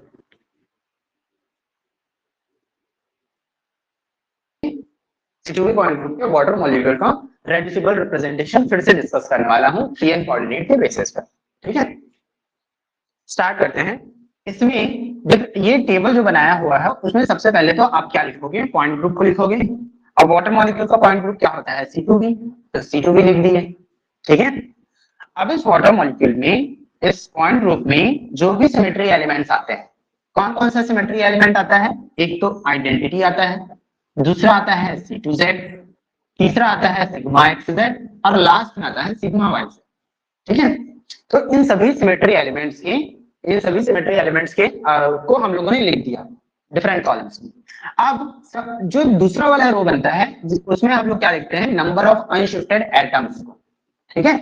अब ये नंबर ऑफ अनशिफ्टेड एटम्स क्या होता है कि कोई भी सा मॉलिक्यूल, जिस भी मॉलिक्यूल के लिए आप रेड्यूसिबल रिप्रेजेंटेशन लिख रहे हो, उस मॉलिक्यूल में आपको इन सभी सिमेट्री एलिमेंट को लगाना पड़ेगा, और ये देखना पड़ेगा कि वो सिमेट्री एलिमेंट लगाने के बाद कितने नंबर ऑफ अनशिफ्टेड एटम्स रह जाते हैं, ठीक है? वो सिमेट्री एलिमेंट लगाने के बाद कितने नंबर ऑफ एटम्स ऐसे हैं जो उस सिमेट्री एलिमेंट को ऑपरेट करने के बाद भी अपने प्लेस से गए नहीं है, मतलब अपने प्लेस पे जहां पे पहले थे वहीं पे रहेगा। तो अगर मैं आइडेंटिटी सिमेट्री एलिमेंट लगाता हूं वाटर मॉलिक्यूल में, तो जितने भी टोटल एटम्स कितने हैं? 1 2 3, 3 एटम्स हैं। तो आइडेंटिटी सिमेट्री एलिमेंट लगाने पे मतलब 360 डिग्री का रोटेशन करना, तो 360 डिग्री रोटेशन करने के बाद भी जो भी एटम्स रहेगा अपनी प्लेस पे ही तो रहेगा, तो इसलिए इसको यहां पे लिख दिया गया है 3, ठीक है? उसके बाद फिर हम लोग क्या लगा रहे हैं? C2Z एक्सिस लगा रहे हैं। कौन किस पे लगा रहे हैं? वाटर मॉलिक्यूल पे। तो वाटर मॉलिक्यूल में C2Z कहां से लगता है? यहाँ पे से, ऐसे करके। तो C2Z लगाइए, C2Z इस तरीके से लगेगा ऐसे करके। तो नंबर ऑफ अनशिफ्टेड एटम कितने हो गए इसमें? ये दोनों तो शिफ्ट कर लिया अपने प्लेस को, ये पहले यहाँ पे था, अब ये C2Z एक्सिस लगा तो ये यहाँ पे आ गया, और ये वाला एटम यहाँ पे आ गया। नंबर ऑफ अनशिफ्टेड एटम कितने रह गए? सिर्फ और सिर्फ ऑक्सीजन मॉलिक्यूल। कितने नंबर हैं? सिर्फ एक ही ऑक्सीजन मॉलिक्यूल है, एक ही ऑक्सीजन एटम है, तो एक ही ऑक्सीजन, तो हम लोग यहाँ पे 1 कर देंगे, ठीक है? नंबर ऑफ अनशिफ्टेड एटम कितने हैं? सिर्फ 1। कौन सा वाला? ऑक्सीजन, ठीक है?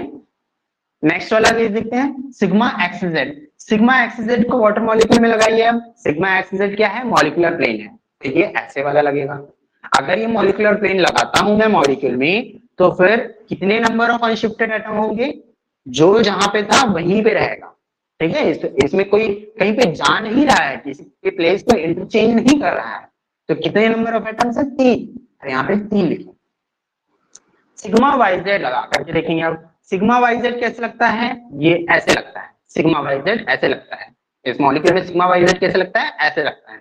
तो ये अगर प्लेन लगाएंगे तो ये वाला एटम का रिफ्लेक्शन यहाँ पे दिखेगा, ये वाले एटम का रिफ्लेक्शन यहाँ पे दिखेगा। बोलने का मतलब क्या हुआ? ये दोनों ही एक दूसरे की जगह को इंटरचेंज कर लिए। कौन अपने प्लेस पे ही रह गया? ऑक्सीजन अपने प्लेस पे रह गया। तो नंबर ऑफ अनशिफ्टेड एटम कौन है? ऑक्सीजन बचा है।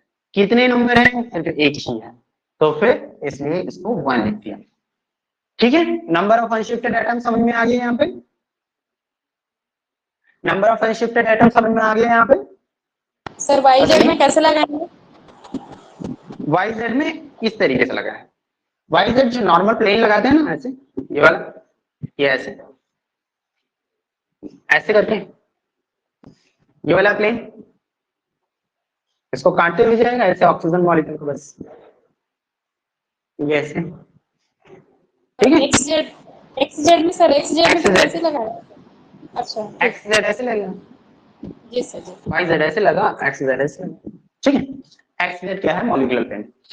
अब हम लोग क्या किए? नेक्स्ट वाला रो में क्या किए हैं? कैरेक्टर्स लिखे हैं। कैरेक्टर्स किसका किसका? ई का कैरेक्टर 3 होता है, C2 का कैरेक्टर -1 होता है, सिग्मा का कैरेक्टर 1 होता है। तो चाहे कोई भी सिग्मा हो, 1 ही होता है। ठीक है, मैंने क्या बताया? ये कुछ कैरेक्टर के वैल्यूज हैं, इसको याद रखिए। ई का 3 होता है, आई का -3 होता है, सिग्मा का 1 होता है। ठीक है, और C2 का -1 होता है, C3 का 0 होता है, C4 का 1 होता है। ऐसे चलिए, ये कुछ कैरेक्टर के वैल्यूज हैं, उसको याद रखिए। क्लियर? आगे बढ़े आप।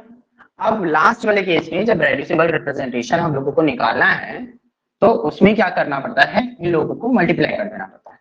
तो 3 × 3 9, 1 × -1 -1, 3 × 1 3, और 1 × 1 1।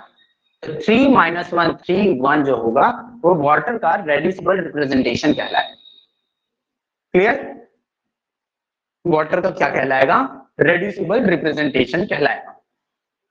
समझ में आया क्या? सर हाँ बोलिए। ये जो नंबर ऑफ अनशिफ्टेड एटम और कैरेक्टर जो हैं उनको मल्टीप्लाई करना है ना? हाँ हाँ हाँ, ये नंबर ऑफ अनशिफ्टेड एटम और कैरेक्टर, ये दोनों को मल्टीप्लाई करना है। 3 3 9, 1 × -1 -1, 3 × 1 3, 1 × 1 1। ठीक है, इसको मल्टीप्लाई करेंगे तो फिर रेड्यूसिबल रिप्रेजेंटेशन निकल जाएगा। क्लियर है यहाँ पर? ऐसा ही निकालना है रेड्यूसिबल रिप्रेजेंटेशन।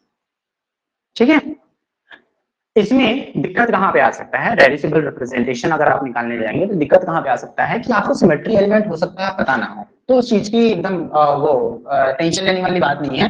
कुछ कुछ जो पॉइंट ग्रुप है, जैसे C2 भी पॉइंट ग्रुप है, C3 भी पॉइंट ग्रुप है, इन सभी की जो एलिमेंट्स रहते हैं उन सभी को याद कर लीजिएगा, मैं बता दूंगा बाद में। ठीक है, फिलहाल के लिए यार क्वेश्चन पेपर अब में आगे है। हाँ, क्वेश्चन पेपर में भी दिया, मोस्ट ऑफ द टाइम में दिया रहता है, बट फिर भी to be on the safe side आप कुछ लोगों को याद कर लीजिएगा। C2V का आंसर दिया भी रहता है, बट याद कर लीजिएगा, काफी ज्यादा कॉमन है ना वो, इसलिए। अब आते हैं हम लोग कैरेक्टर टेबल में।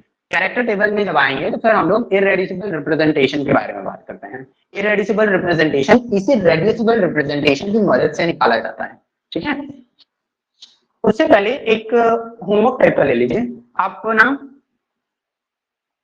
NH3 मॉलिक्यूल में NH3 मॉलिक्यूल ये NH3 मॉलिक्यूल हो गया, और वैसे ही pyridine मॉलिक्यूल, pyridine कुछ इस तरीके से है। ठीक है, इन दोनों का रेड्यूसिबल रिप्रेजेंटेशन बताइएगा, मतलब कल की क्लास में बताइएगा रेड्यूसिबल रिप्रेजेंटेशन इसका कितना आ रहा है। फिलहाल के लिए तो पॉइंट ग्रुप बताइए इन दोनों का क्या है। इसका पॉइंट ग्रुप क्या है? ऊपर वाले का C3V और नीचे वाले का C3V और इसका C2V। इसका C2V। इसका C2V होगा। ठीक है, इसका C3V है और इसका C2V है। ठीक, C3V वाले का जो क्लासेस रहता है उसको मैं लिख दे रहा हूँ। जो अलग से हम लोग क्लासेस लिख रहे थे ना, जो फर्स्ट वाला जो रो बन रहा था उसमें पूरे क्लासेस को लिखना पड़ता था। तो C3V लिख करके आप इसमें क्या क्या क्लासेस डालेंगे? एक तो C3 डालेंगे और कौन सा एक आइडेंटिटी आता है, स्टार्टिंग में आइडेंटिटी आएगा, 2 C3 होता है और 3 सिग्मा। ये इसकी बेसिस पे आप रेड्यूसिबल रिप्रेजेंटेशन निकालेगा। बाकी C2V को तो पता ही है आपको क्या रहता है। E होता है, C2 होता है, सिग्मा V होता है। सिग्मा V कोई भी साइड प्लेन ले लीजिएगा और sigma V dash. Sigma V को आप ये सिग्मा V को ऐसे sigma V is equals to molecular plane. Questions में ऐसे आ जाते हैं कि सिग्मा V को थ्योरी में मतलब थ्योरेटिकल पार्ट में ऐसे लिख दिया जाएगा, मतलब वर्ड्स में लिख दिया जाएगा sigma V is the molecular plane. अब आप अपने इसे डिसाइड कर लीजिए कि क्या क्या रहेगा। ठीक है, तो इस चीज को एक बार प्रैक्टिस करके देखिएगा कि क्या आता है, कल इसके बारे में हम लोग डिस्कस कर लेंगे। ठीक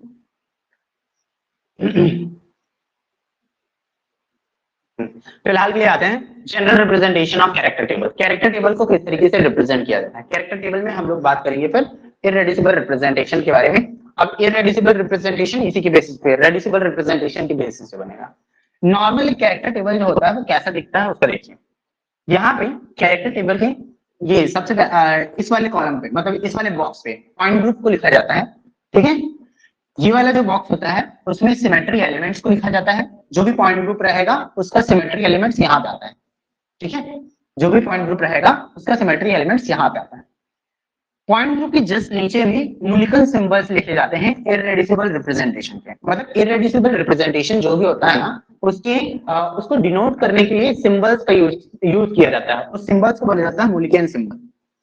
ठीक है, जो इररेड्यूसिबल रिप्रेजेंटेशन होता है उसको डिनोट करने के लिए कुछ सिंबल्स लिखे जाते हैं, उसको बोला जाता है मूलिकन सिंबल। ठीक है, यहाँ पे ये सभी सिंबल्स आते हैं और यहाँ पे कैरेक्टर्स ऑफ इररेड्यूसिबल रिप्रेजेंटेशन आता है। कैरेक्टर्स ऑफ इररेड्यूसिबल रिप्रेजेंटेशन को यहाँ पे लिखा जाता है। लास्ट ये वाली पेज में जहाँ पे क्या लिखा जाता है ट्रांसलेशनल एक्सेस और रोटेशनल एक्सेस के बारे में लिखा जाता है और लास्ट में क्वाड्रेटिक फंक्शंस रहते हैं। ठीक है, उसको देखेंगे क्वार्टर मॉलिक्यूल का कैरेक्टर टेबल देखेंगे तो ये सभी चीजें समझ में आएंगी। देखिए कैसे मैं दिखा देता हूँ पहले तो, उसके बाद फिर देखिए यहाँ पे पॉइंट ग्रुप है। ठीक है, वाटर मॉलिक्यूल का इसमें दिखा रहा हूँ। ये देखिए ये कैरेक्टर टेबल है वाटर मॉलिक्यूल का, ये वाला कैरेक्टर टेबल है। यहाँ पे पॉइंट ग्रुप आया, पूरा फॉर्म नहीं लिखा है इसका, पूरा फॉर्म कहाँ पे लिखा है इसका।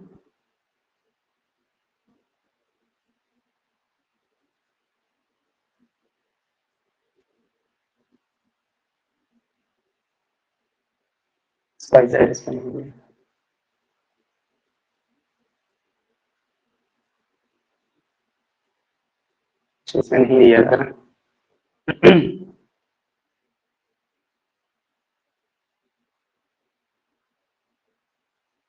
हाँ यहाँ दिया हुआ है। ये एक्चुअल में कैरेक्टर टेबल वाटर मॉलिक्यूल का ऐसा है। ठीक है, देखिए यहाँ पे नाम क्या है। यहाँ पे सबसे इस वाले बॉक्स में क्या लिखा जाता है C2V पॉइंट, मतलब पॉइंट ग्रुप को लिखा जाता है। क्योंकि मैं वाटर मॉलिक्यूल लिख रहा हूँ इसलिए C2V। ठीक है, फिर ये जो एरिया है ना यहाँ पे लिखा जाता है सिमेट्री एलिमेंट्स। वाटर मॉलिक्यूल के केस में जो C2V पॉइंट ग्रुप है उस वाले केस में क्या होता है symmetry element E, C2, sigma XZ और सिग्मा YZ। ठीक है, इन सभी सिमेट्री एलिमेंट्स को जो अलग अलग कॉलम्स में लिखा गया है ना उन सभी को बोला जाता है क्लास। ये सभी क्या कहलाते हैं क्लासेस कहलाते हैं। 1 2 3 4 ये सभी क्या कहलाते हैं क्लासेस कहलाते हैं। समझ में है? ये सभी क्या है, ये सभी है इररेड्यूसिबल रिप्रेजेंटेशन। ये सभी क्या है इररेड्यूसिबल रिप्रेजेंटेशन। और इररेड्यूसिबल रिप्रेजेंटेशन को जो सिंबल यूज किया गया है ना वो सिंबल को बोलते हैं मूलिकन सिंबल। ये सभी क्या कहलाता है Mulliken symbol. A1 dash Mulliken symbol है, A2 double dash Mulliken symbol है। इन सभी को लिखने का तरीका है, मतलब ये डैश क्यों लगाया गया है, 1 क्यों लगाया गया है, A क्यों लिखा गया है, ये सभी को लिखने के लिए भी हम लोगों को यहाँ पे से देखना पड़ेगा, मतलब कुछ वैल्यूज को देखना पड़ता है, उसके बेसिस पे हम लोग यहाँ पे लिखते हैं। उसके बारे में हम लोग डिस्कस करेंगे। फिलहाल के लिए ये समझ लीजिए, ये सभी क्या है, मूलिकन सिंबल्स। ये सभी क्या है, मूलिकन सिंबल्स। मतलब है तो irreducible representation he, but irreducible representation को रिप्रेजेंट करने का जो तरीका है वो मूलिकन सिंबल से किया जाता है। तो ये मूलिकन सिंबल है, ठीक है। इरेड्यूसिबल रिप्रेजेंटेशन को मूलिकन सिंबल से रिप्रेजेंट किया गया, ठीक। ये कितने हैं, जितने नंबर ऑफ क्लासेस रहते हैं उतने ही नंबर ऑफ इरेड्यूसिबल रिप्रेजेंटेशंस होते हैं।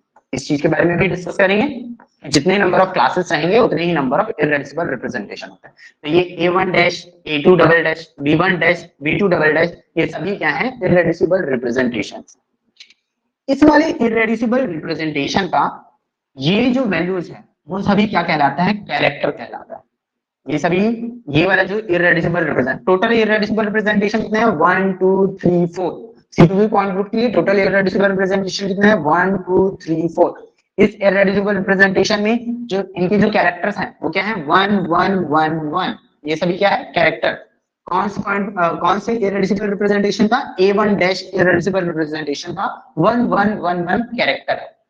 A2 double dash irreducible representation का 1 1 -1 कैरेक्टर है। B1 डैश इरेड्यूसिबल रिप्रेजेंटेशन का 1 -1 1 -1 कैरेक्टर्स है। वैसे B2 double dash irreducible representation का 1 -1 -1 1 कैरेक्टर्स, ठीक है। ये वाला जो कॉलम था उसमें ट्रांसलेशनल मोड और रोटेशनल मोड्स को लिखा जाता है। मतलब RX, RY, RZ की कुछ वैल्यूज देखने को मिलेंगे और XYZ कोऑर्डिनेट्स देखने को मिलेंगे। ठीक है, ये कहाँ पे से आता है उसमें जाने की जरूरत नहीं है हम लोगों को, क्योंकि ये और डिटेल वे में जब पढ़ना होता, मतलब सिलेबस में होता, तब हम लोग भले डिस्कस कर लिए रहते हैं। ये भी ना, मतलब ये बस इतना समझ लीजिए, ये सभी जो वैल्यूज आते हैं इनके रोटेशन मोड के बेसिस पे आता है। ठीक है, किस तरीके से मॉलिक्यूल को रोटेट किया जा रहा है, तो एक्स एक्सिस से अगर रोटेट कर रहे हो तो फिर वैल्यूज क्या क्या आएंगे, ये सभी वैल्यूज आते हैं। तो हालांकि ये सभी वैल्यूज दिया हुआ रहता है तो इसमें जाने की जरूरत नहीं है। ठीक है, इसके वैल्यूज से बस हम लोगों को ये पहचानना है कि कौन सा मोड रोटेशनल एक्टिव होगा या वाइब्रेशनल एक्टिव होगा, IR एक्टिव होगा या रमन एक्टिव होगा, ये सभी देखने से पता चलेगा। मतलब ये वाला जो कॉलम रहेगा वो हम लोगों को ये बताएगा कि कौन सा मोड IR एक्टिव है। ऐसा कौन सा मोड IR एक्टिव है वो चीज इस वाले कॉलम से देखने को मिलेगा हम लोगों को। और ये वाला जो कॉलम है हम लोगों को ये बताएगा कि कौन सा वाला जो मोड है वो रमन एक्टिव है। ठीक है, जब एप्लीकेशन पार्ट देखेंगे तो फिर हम लोगों को समझ में आ जाएगा ये चीज। बस इतना समझ लीजिए फिलहाल के लिए। ये वाला जो कॉलम है, ये वाला जो कॉलम है वो क्या बताएगा हम लोगों को, IR एक्टिव कौन सी मोड्स हैं, मतलब ये सभी डिफरेंट मोड्स हैं। ये सभी जो भी IR मोड होगा, मतलब जो भी IR एक्टिव मोड होगा हम लोगों को यहाँ पे से देखने को मिलेगा, और जो भी रमन एक्टिव मोड होगा वो हम लोगों को यहाँ पे से देखने को मिलेगा। देखेंगे कैसे उसको बाद में देखते हैं। ठीक, तो वो एक जनरल रिप्रेजेंटेशन है, कोई भी सा कैरेक्टर टेबल रहता है ना, उसका एक जनरल रिप्रेजेंटेशन। आते हैं फिलहाल इस पे जहाँ पे छूटा था। हाँ, तो ये जनरल रिप्रेजेंटेशन हो गया किसी भी कैरेक्टर टेबल का। यहाँ पे पॉइंट ग्रुप होता है, सिमेट्री एलिमेंट होता है, मूलिकन सिंबल होता है, एक्चुअल में इरेड्यूसिबल रिप्रेजेंटेशन होता है जिसको मूलिकन सिंबल से रिप्रेजेंट किया जाता है। यहाँ पे इरेड्यूसिबल रिप्रेजेंटेशन के कैरेक्टर्स होते हैं, यहाँ पे ट्रांसलेशनल एक्सिस और रोटेशनल एक्सिस होगा, और यहाँ पे क्वाड्रेटिक फंक्शंस बोला जाता है। इसकी मदद से हम लोग रोटेशन रमन एक्टिव कोई भी सब मोड रहेगा वो रमन एक्टिव है कि इनएक्टिव है उसको पता करेंगे, और यहाँ पे से हम लोग IR एक्टिव है कि नहीं है उस चीज को पता करेंगे। ठीक है, तो देखिए नेक्स्ट वाला postulates of great orthogonality theorem, बहुत इंपॉर्टेंट चीज है। अगर आप कैरेक्टर टेबल पढ़ रहे हैं तो इसके पोस्टुलेट्स बहुत ज्यादा इंपॉर्टेंट है। ये वाला पोस्टुलेट्स आता है, ठीक है, ये वाला पोस्टुलेट से क्वेश्चन आ सकता है। वो वाला जो पोस्टुलेट था वो जस्ट फॉर अंडरस्टैंडिंग को बढ़ाने के लिए था। ये वाला पोस्टुलेट्स के बेसिस पे क्वेश्चंस आ सकते हैं, तो इन पोस्टुलेट्स को बहुत ही ध्यान से देखना है हम लोग। ठीक है, सबसे पहला पोस्टुलेट क्या है उसको देखिए, number of irreducible representation will be equal to the number of classes। ठीक है, सबसे पहला पोस्टुलेट क्या है, number of irreducible representation will be equal to the number of classes। इसको ऐसे भी बोल सकते हैं आप कि जितने भी नंबर ऑफ क्लासेस रहेंगे उतने ही नंबर ऑफ इरेड्यूसिबल रिप्रेजेंटेशन होंगे। जैसे कि यहाँ पे दिया हुआ है, कितने क्लासेस हैं, 1 2 3 4। कितने क्लासेस हैं, 4 क्लासेस हैं। तो रेड्यूसिबल इररेड्यूसिबल रिप्रेजेंटेशन कितना होगा 1 2 3 4। ठीक है, इस वाले केस में कितना होगा, C2V पॉइंट ग्रुप के केस में कितना होगा, number of irreducible representation total 4 होगा। नंबर ऑफ क्लासेस कितने हैं 1 2 3 4, टोटल 4 है नंबर ऑफ क्लासेस। ठीक है, समझ में आया पहला पोस्टुलेट। इस वाले केस में कितना होगा, C3V पॉइंट ग्रुप के केस में नंबर ऑफ क्लास इररेड्यूसिबल रिप्रेजेंटेशन कितना होगा 4 होगा सर। नहीं 3 होगा ना जी, 1 2 3, ये तो खुद पॉइंट ग्रुप है यस सर। है ना, तो 3 होगा ना सर पॉइंट ग्रुप के One, नीचे two. इररेड्यूसिबल रिप्रेजेंटेशन। हाँ ये पॉइंट ग्रुप के नीचे नहीं आएगा, जैसे वो जनरल टेबल दिखाया ना एग्जैक्टली वैसे ही रहता है। ठीक, तो देखिए सबसे पहला बहुत ध्यान से इसको एकदम से याद रखना है आप लोगों को, ये जितने भी पोस्टुलेट है बहुत इंपॉर्टेंट है। क्या है पहला पोस्टुलेट, क्या है, number of irreducible representation will be equal to the number of classes. जितने क्लासेस रहेंगे उतने ही नंबर ऑफ इररेड्यूसिबल रिप्रेजेंटेशन होंगे, या तो उल्टा भी हो सकते हैं कि जितने नंबर ऑफ इररेड्यूसिबल रिप्रेजेंटेशन होंगे उतने ही नंबर ऑफ क्लासेस भी होंगे। ठीक है, पहला चीज समझ में आया क्या सबको। दूसरा चीज कहते हैं sum of square of dimensions is equal to the order of point group. अच्छा, डायमेंशन होता क्या है उसको देखते हैं पहले। Sum of square of dimensions is equal to the order of point group. देखिए मैं कुछ चीजें ऐसे भी बताऊंगा बीच बीच में जो यहाँ पे मेंशन नहीं है, ठीक है, तो उसको नोट्स में लिखते हुए चलिएगा ना। Sum of squares of dimensions is equal to the order of point group. तो यहाँ पे क्या बोला गया, पहले तो डायमेंशन को समझते हैं। डायमेंशन होता क्या है, ये जो आइडेंटिटी सिमेट्री एलिमेंट है ना, ये वाला जो आइडेंटिटी सिमेट्री एलिमेंट है, इसके नंबर में कैरेक्टर्स आते हैं, ये सभी कैरेक्टर्स हैं, K1 K2 K3 K4, ये सभी नंबर्स रहते हैं ना, 1 -1 1 -1 या 2 ऐसा करके नंबर्स रहते हैं। तो ये सभी जो भी कैरेक्टर्स होता है, जो कि सिमेट्री एलिमेंट के अंदर के जो भी कैरेक्टर्स होंगे उनको बोला जाता है डायमेंशन। क्या बोला जाता है, इनको बोला जाता है डायमेंशन। ये सभी क्या है, ये सभी क्या है, डायमेंशंस कहलाता है, इनको बोला जाता है डायमेंशंस। ठीक है, ये सभी क्या होते हैं, डायमेंशंस कहलाता है। किनको बोला जाता है डायमेंशन, जो भी कैरेक्टर आइडेंटिटी सिमेट्री एलिमेंट के अंदर में आएंगे वो डायमेंशंस कहलाता है। मतलब ये भी बोल सकते हैं आप कि आइडेंटिटी सिमेट्री एलिमेंट के जो कैरेक्टर्स होते हैं वो डायमेंशन कहलाता है। अगर मैं पूछूं आपसे कि इररेड्यूसिबल रिप्रेजेंटेशन 1, ये जो इररेड्यूसिबल रिप्रेजेंटेशन 1 है उसका डायमेंशन क्या है, तो आप क्या बोलोगे, K1 is the dimension of this irreducible representation. Irreducible representation 3, इसका डायमेंशन क्या है, K3 is the dimension of irreducible representation 3। ठीक है, समझ में आया ये वाला बात, आ गया क्या, चलिए। तो ये क्या होते हैं, ये डायमेंशन। हाँ, अब डायमेंशन के बारे में एक और बात, इस पे बाद में आता हूं। The value of dimension can't be negative and it can't be zero. इसका वैल्यू नेगेटिव भी नहीं हो सकता और ना ही जीरो हो सकता है। ठीक है, इसका वैल्यू जीरो भी नहीं होता और ना ही नेगेटिव होता है। याद रखिएगा इस बात को, इसका वैल्यू जीरो नहीं होता और ना ही नेगेटिव होता है। ठीक है, क्लियर है यहां तक, समझ में आ गया ये वाला चीज। अब आते हैं इस पे, sum of square of dimension is equal to the order of point group. अब देखिए C2V पॉइंट ग्रुप है, C2V पॉइंट ग्रुप का ऑर्डर कैसे लिखा जाता है, 2 into n। तो 2 into n क्या होता है, 2 into n किसके बराबर हो जाएगा, यहाँ पे 2 into 2 के बराबर, तो 2 2 4 हो जाएगा, है ना। ऑर्डर तो यहीं से निकालोगे आप, तो ऑर्डर को उतना जानने की जरूरत नहीं है, जैसे कि हम लोग डिफरेंट वे से निकाल रहे हैं। ऑर्डर को डायरेक्टली आप देख सकते हैं ना कि ऑर्डर का वैल्यू कहाँ पे, मतलब ऑर्डर का यूज कहाँ पे हो रहा है, इसी कैरेक्टर टेबल्स में ही ऑर्डर का यूज होगा। ठीक है, और इसका यूज कहाँ पे होगा और हम लोग डिस्कस करेंगे बाद में। फिलहाल ये देखिए C2V पॉइंट ग्रुप है, इसका ऑर्डर आप बोलिए, सिमेट्री एलिमेंट का सम भी हो सकता है ना, order of group. Symmetry element का सम भी हो सकता है, ऑर्डर ऑफ ग्रुप। हाँ एग्जैक्टली, सिमेट्री एलिमेंट, हाँ बहुत सारी चीजें, बहुत सारा वैसी और भी है जिसको मैं आगे चल के डिस्कस करूंगा। तो आप पहले ये वाला जो कैरेक्टर टेबल है पहले आप उसको समझ लीजिए, फिर और भी बहुत सारे ट्रिक्स हैं जिसको हम लोग डिस्कस करेंगे। ठीक है, तो मैं क्या बोल रहा था, ये जो सम ऑफ स्क्वायर ऑफ डायमेंशंस होता है वो बराबर होता है ऑर्डर ऑफ पॉइंट ग्रुप के लिए। फिलहाल के C2V के लिए तो 4 होता है ऑर्डर, तो इसलिए मैं 4 लिख सकता हूँ, बट क्योंकि ये हम जनरलाइज्ड फॉर्म लिख रहे हैं इसलिए मैं लिख रहा हूँ H।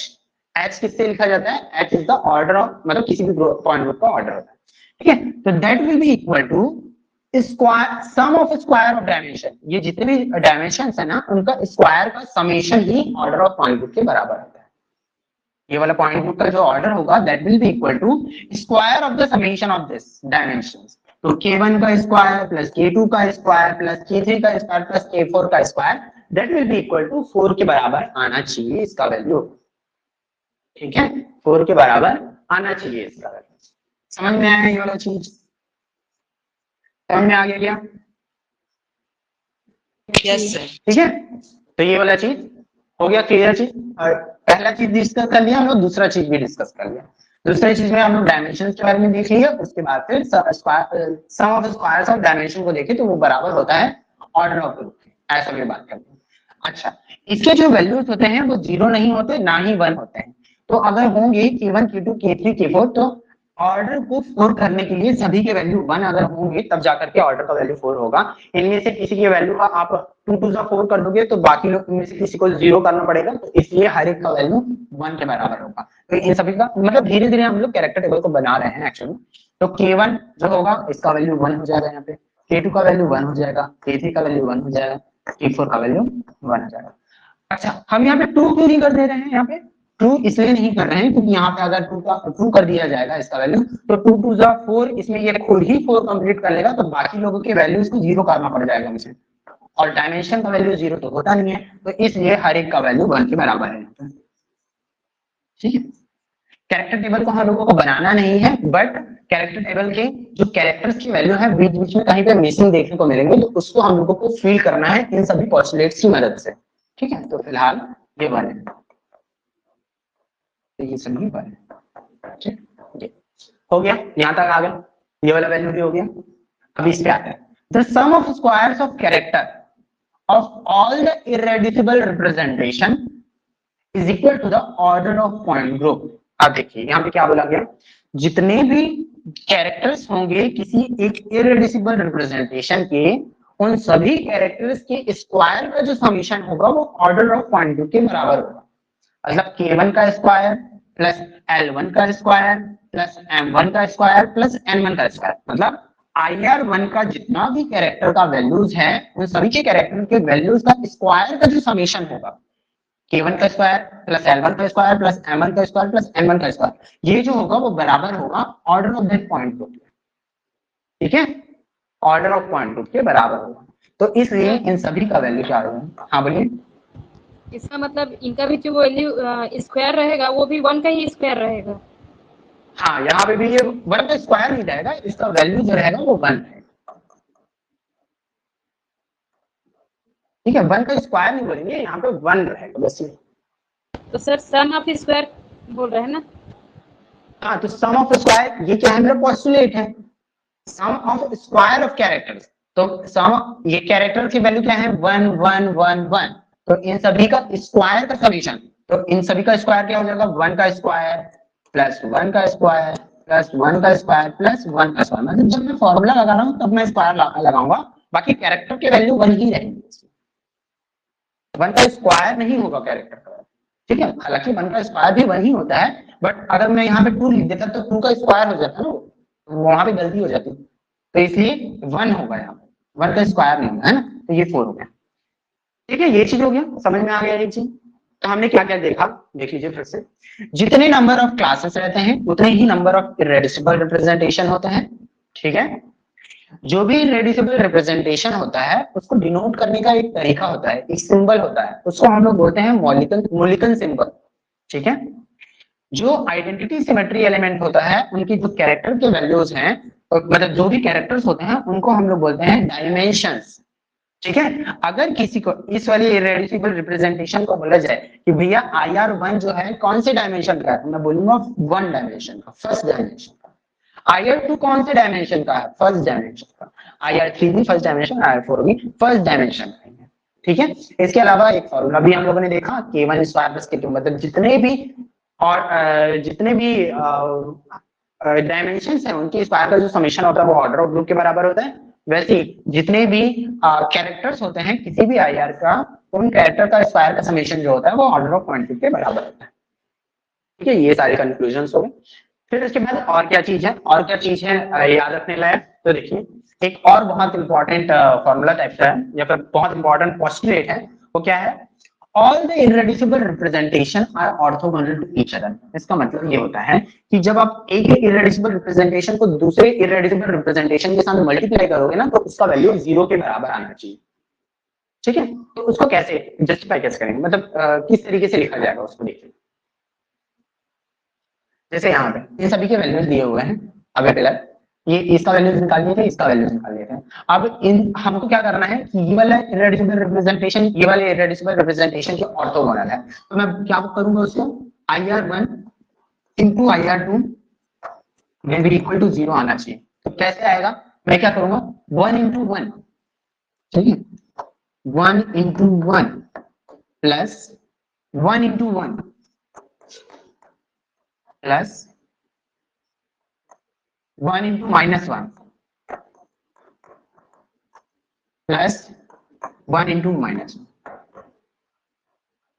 इन सभी का वैल्यू 0 के बराबर आना चाहिए। अगर इन सभी का वैल्यू मल्टीप्लाई करके 0 के बराबर नहीं आ रहा है तो फिर इनमें से कोई भी सा इररेड्यूसिबल रिप्रेजेंटेशन का वैल्यू गलत हो जाएगा। ठीक है, अच्छा, हालांकि मतलब प्रेजेंटेशन में ये 1 into 1 बस इन्हीं लोग को मल्टीप्लाई किया गया है, बट यहाँ पे ना कुछ पॉइंट ग्रुप्स में, जैसे कि हाँ अभी C3 पॉइंट ग्रुप में, C3 पॉइंट ग्रुप में यहाँ पे हम लोगों ने देखा था, यहाँ पे C3 पॉइंट ग्रुप में ना यहाँ पे भी कुछ कोफिशिएंट्स के वैल्यू आते हैं, तो उन कोफिशिएंट्स के वैल्यू को मल्टीप्लाई करना पड़ता है। तो इसको वैसा ना लिख करके मैं कुछ इस तरीके से लिखूंगा, गायब हो गया, इसको मैं कुछ इस तरीके से लिखूंगा तो ज्यादा सही, मतलब एक्यूरेट फॉर्म होगा, IR1 into IR2 will be equal to 0। तो इसको कैसे लिखा जाएगा, मतलब इसका पैटर्न क्या है लिखने का, दोनों ऑर्थोगोनल कब होंगी, जब ये भी 1 है, इसके सामने कुछ नहीं है मतलब 1, इसके सामने कुछ नहीं मतलब 1, इसके सामने कुछ नहीं मतलब 1, और इसके सामने कुछ नहीं मतलब 1। तो इन दोनों को ये दोनों ही इररेड्यूसिबल रिप्रेजेंटेशन को ऑर्थोगोनल प्रूफ करने के लिए मैं मैथमेटिकली कैसे लिखूंगा उस चीज को, 1 into 1 into 1 plus 1 into 1 into 1 plus 1 into 1 into -1, 1 into 1 into -1 plus 1 into 1 into -1। तो इतना जब करूंगा ना तब जाकर के इसका वैल्यू 0 आना चाहिए। अगर इसका वैल्यू 0 आता है तब मैं बोलूंगा कि ये दोनों ही इररेड्यूसिबल रिप्रेजेंटेशन एक दूसरे के ऑर्थोगोनल है। ठीक है, समझ में आया ये वाला लॉ? सर एक बार फिर से देखिए कैरेक्टर टेबल में ना क्या हुआ है, इनके सामने में कोई कोफिशिएंट नहीं है। ठीक है, ये वाले कैरेक्टर टेबल में C2 पॉइंट ग्रुप के कैरेक्टर टेबल में सामने में कोई कोफिशिएंट नहीं है। जैसे E के सामने में कुछ नहीं मतलब 1 मानेंगे उसको, C2 के सामने में कुछ नहीं है तो मतलब 1 मानेंगे उसको, सिग्मा XZ के सामने में कुछ नहीं है मतलब 1 मानेंगे उसको, सिग्मा YZ के सामने में कुछ नहीं है मतलब 1 मानेंगे उसको। ठीक है, तो अगर इनके कैरेक्टर्स के सामने में कुछ नहीं, इन सभी सिमेट्री एलिमेंट के सामने में कुछ नहीं है तो उसको 1 मानेंगे। तो उस केस में ये वाला जो ऑर्थोगोनैलिटी वाला जो रूल है ना, ये वाला जो ऑर्थोगोनल है, एक दूसरे ये दो इररेड्यूसिबल रिप्रेजेंटेशन ऑर्थोगोनल है, मैथमेटिकली कैसे प्रूव करोगे आप, तो उसको इस तरीके से प्रूव करोगे, कैसे 1 into 1 into 1 plus 1 into 1 into 1 plus 1 into 1 into -1 plus 1 into 1 into -1। इसको जब ओवरऑल प्लस करने के बाद ये 0 के बराबर आना चाहिए।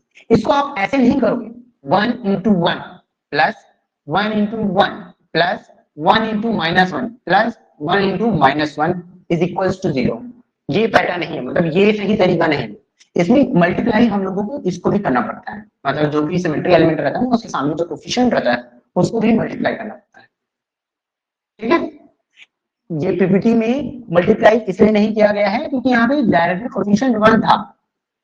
ठीक है, डायरेक्टली कोफिशिएंट 1 था तो इसलिए उसको 1 into 1 करके डायरेक्टली कर दिया गया। देखिए IR1 into IR2 इसका वैल्यू 0 आना चाहिए, तो K1 into K2 का वैल्यू प्लस केवल L1 into L1 plus M1 into M2 plus N1 into N2 is equal to 0, ऐसे करके लिख दिया गया है। बट इसको एक्शन में क्या लिखना चाहिए था, ये जो सामने में है ना 1, इसको भी यहाँ पे 1 ऐसे मल्टीप्लाई करिए, इसको भी यहाँ पे 1 मल्टीप्लाई करिए, इसको भी यहाँ पे 1 मल्टीप्लाई करिए और यहाँ पे भी 1 मल्टीप्लाई करिए। क्यों ऐसा करना जरूरी है, क्योंकि C2V पॉइंट ग्रुप के केस में तो 1 मल्टीप्लाई करो नहीं करोगे चल जाएगा, बट वही अगर C3V के केस में अगर मैं देखूंगा, C3V वाले केस में देखूंगा, ये वाला C3V वाला पॉइंट ग्रुप अगर मैं लेकर के जाऊंगा तो यहाँ पे भी तो कैरेक्टर्स की कुछ वैल्यू आएंगे ना, जैसे 2 1 0 आ रहा है, 1 2 0 आ रहा है, 1 0 0 आ रहा है, या फिर 1 0 1 आ रहा है, ऐसा करके। तो इस वाले केस में ये दोनों का ऑर्थोगोनल है, ऐसे प्रूव करने के लिए मैं क्या करूंगा देखिए, IR1 इंटू IR2 ये दोनों का वैल्यू कितना आना चाहिए, 0 के बराबर आना चाहिए। तो मैं इसको प्रूव कैसे करूंगा mathematically, 1 into 2 into 1, 1 into 2 into 1 plus 2 into 1 into 0, 2 into 1 into 0 plus 3 into 0 into 0, 3 into 0 into 0। तो ये इसका जो वैल्यू है ना वो 0 के बराबर आना चाहिए ऐसा, ठीक है। अगर ये 0 के बराबर नहीं आ रहा है तो इनमें से कोई इररेड्यूसिबल रिप्रेजेंटेशन का वैल्यू गलत है। समझ में आया क्या बोला? अरे 0 नहीं आ रहा है।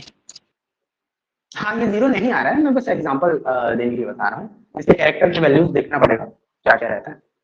ये 0 नहीं आ रहा है, मैं बस एग्जांपल देने के लिए बता रहा हूँ। मैं क्या बताने की कोशिश कर रहा हूँ आपको कि ये वाला जो कोफिशिएंट है ना उसको भी इंक्लूड करते हैं इसमें मल्टीप्लिकेशन के टाइम में।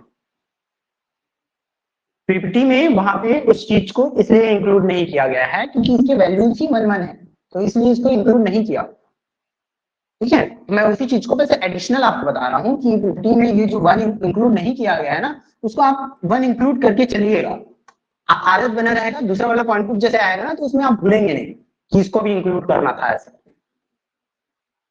ठीक है सर एक IR1 का वैल्यू दिया रहेगा तो IR2 का निकाल सकते हैं ना ऑर्थोगोनल करके। हाँ एग्जैक्टली वही है, वही चीज है, इसीलिए ये पूरे पोस्टुलेट्स को बताया जा रहा है। अब देखिए यहाँ पे क्या हुआ, अब मान लीजिए क्वेश्चन कुछ ऐसा आता है, इसका वैल्यू ना नहीं दिया जाएगा, इसका वैल्यू नहीं दिया जाएगा, वैसे ही इसका वैल्यू मान लीजिए नहीं दिया जाएगा, मान लो इसका बस वैल्यू नहीं दिया जाएगा, तो आप निकालोगे कैसे इसका वैल्यू, कैसे निकालोगे, ऑर्थोगोनैलिटी का थ्योरम लगा दीजिए, इसको x वैल्यू पुट कर दीजिए बस, तो वैल्यू निकल जाएगा x का। हाँ ऐसे नंबर से मल्टीप्लाई करेंगे तो इसका वैल्यू 0 आ जाएगा टोटल। हाँ ये ऐसे नंबर से मल्टीप्लाई, देखिए अगर इन केस उसका वैल्यू नहीं रहता तो पैटर्न कैसे है इसको सॉल्व करने का, हालांकि ये वाला क्वेश्चन हम लोग डिस्कस करेंगे ही, बट फिलहाल अभी इन केस अगर आपको डाउट हो रहा है तो कैसे सॉल्व किया जाएगा, तो इसको मुझे निकालना है तो मैं मानूंगा इसको x के बराबर, ठीक है। अब मेरा तरीका क्या रहेगा, C2V मुझे पता है, बाकी सभी चीजें पता है मुझे, तो फिर मैं क्या करूंगा, IR1 into IR2 is equal to 0, मैं क्या करूंगा 1 into 1 into 1 into 1 into 1 plus 1 into 1 into 1 plus 1 into 1 into x plus 1 into 1 into -1 is equal to 0, इतना आना चाहिए। इसका वैल्यू 1 हो जाएगा प्लस इसका वैल्यू 1 हो जाएगा प्लस इसका वैल्यू x हो जाएगा और इसका वैल्यू -1 हो जाएगा, -1 प्लस 1 कट गए दोनों ऐसे, इज इक्वल टू 0 है, तो x का वैल्यू कितना आ जाएगा -1 के बराबर। तो ऐसे करके फाइंड आउट करना, ठीक है। मतलब पूरा वैल्यू सर, हाँ मतलब पूरा वैल्यू कट के 0 आना चाहिए टोटल। हाँ ओवरऑल वैल्यू कट करके 0 आनी चाहिए और x का वैल्यू निकालना है, बस उसको x रख देते हैं ना, जैसे नॉर्मल मैथ्स में करते हैं, कोई चीज वैल्यू नहीं रहता तो उसको x मान लेते हैं, उसके बाद निकाल लेते हैं, ठीक है। अच्छा मैं अगर यही थोड़ा सा क्वेश्चन को मॉडिफाई कर ले रहा हूँ, ठीक, चलिए बताइए, इसका वैल्यू ना यहाँ पे ऐसे, इसको हटा दिया, इसको मैं बोल रहा हूँ ये 2x के बराबर है, ठीक है, अब बताइए कि यहाँ पे इसका कैरेक्टर का वैल्यू क्या आना चाहिए, खुद से एक बार सॉल्व करिए फिर बताइए क्या आना चाहिए, तो फिर देखते हैं, सॉल्व करके ही देखते हैं। आपस करिए, मैं ही solve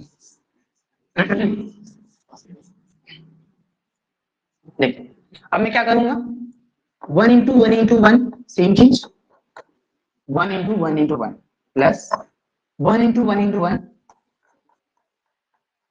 plus 1 into 1 into 2x, 1 into 1 into 2x plus 1 into 1 into minus 1 into sir 1 x into equal to 2 आ minus 1। जाएगा।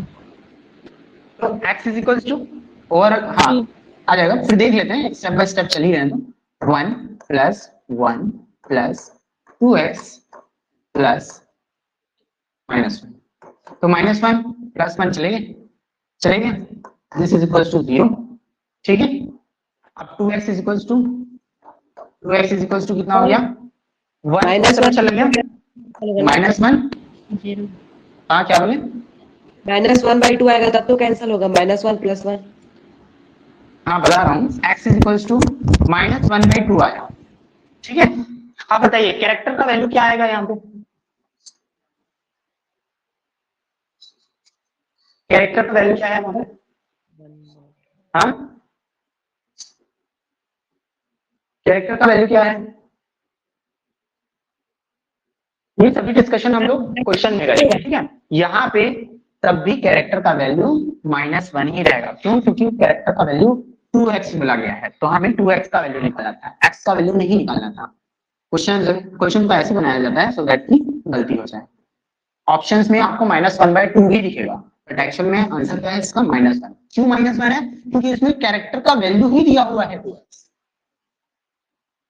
सर हाँ सर इसमें -1 कैसे आ रहा है सर? इसमें ये आ गया इसमें ना 2x -1, इक्वल माइनस कैसे? 2x is equals to -1, ये 2x है, ये अच्छा। +1 उस तरफ गया तो -1, अच्छा ठीक है सर।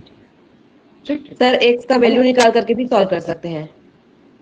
हाँ x का भी वैल्यू निकालिए, अब 2x is equals to -1 खुद ही आ जा रहा है, अब 2x is equals to -1 खुद ही आ जा रहा है। अब आप पहले x का वैल्यू -1/2 निकालेंगे, उसके बाद उसको 2x में 2x का वैल्यू पुट करेंगे, 2 into -1/2 ऐसा करके, तो 2 को काट करके -1 लिखेंगे, तो मतलब तो वही हो जा रहा है, तो आप डायरेक्टली 2x का वैल्यू लिख लीजिए।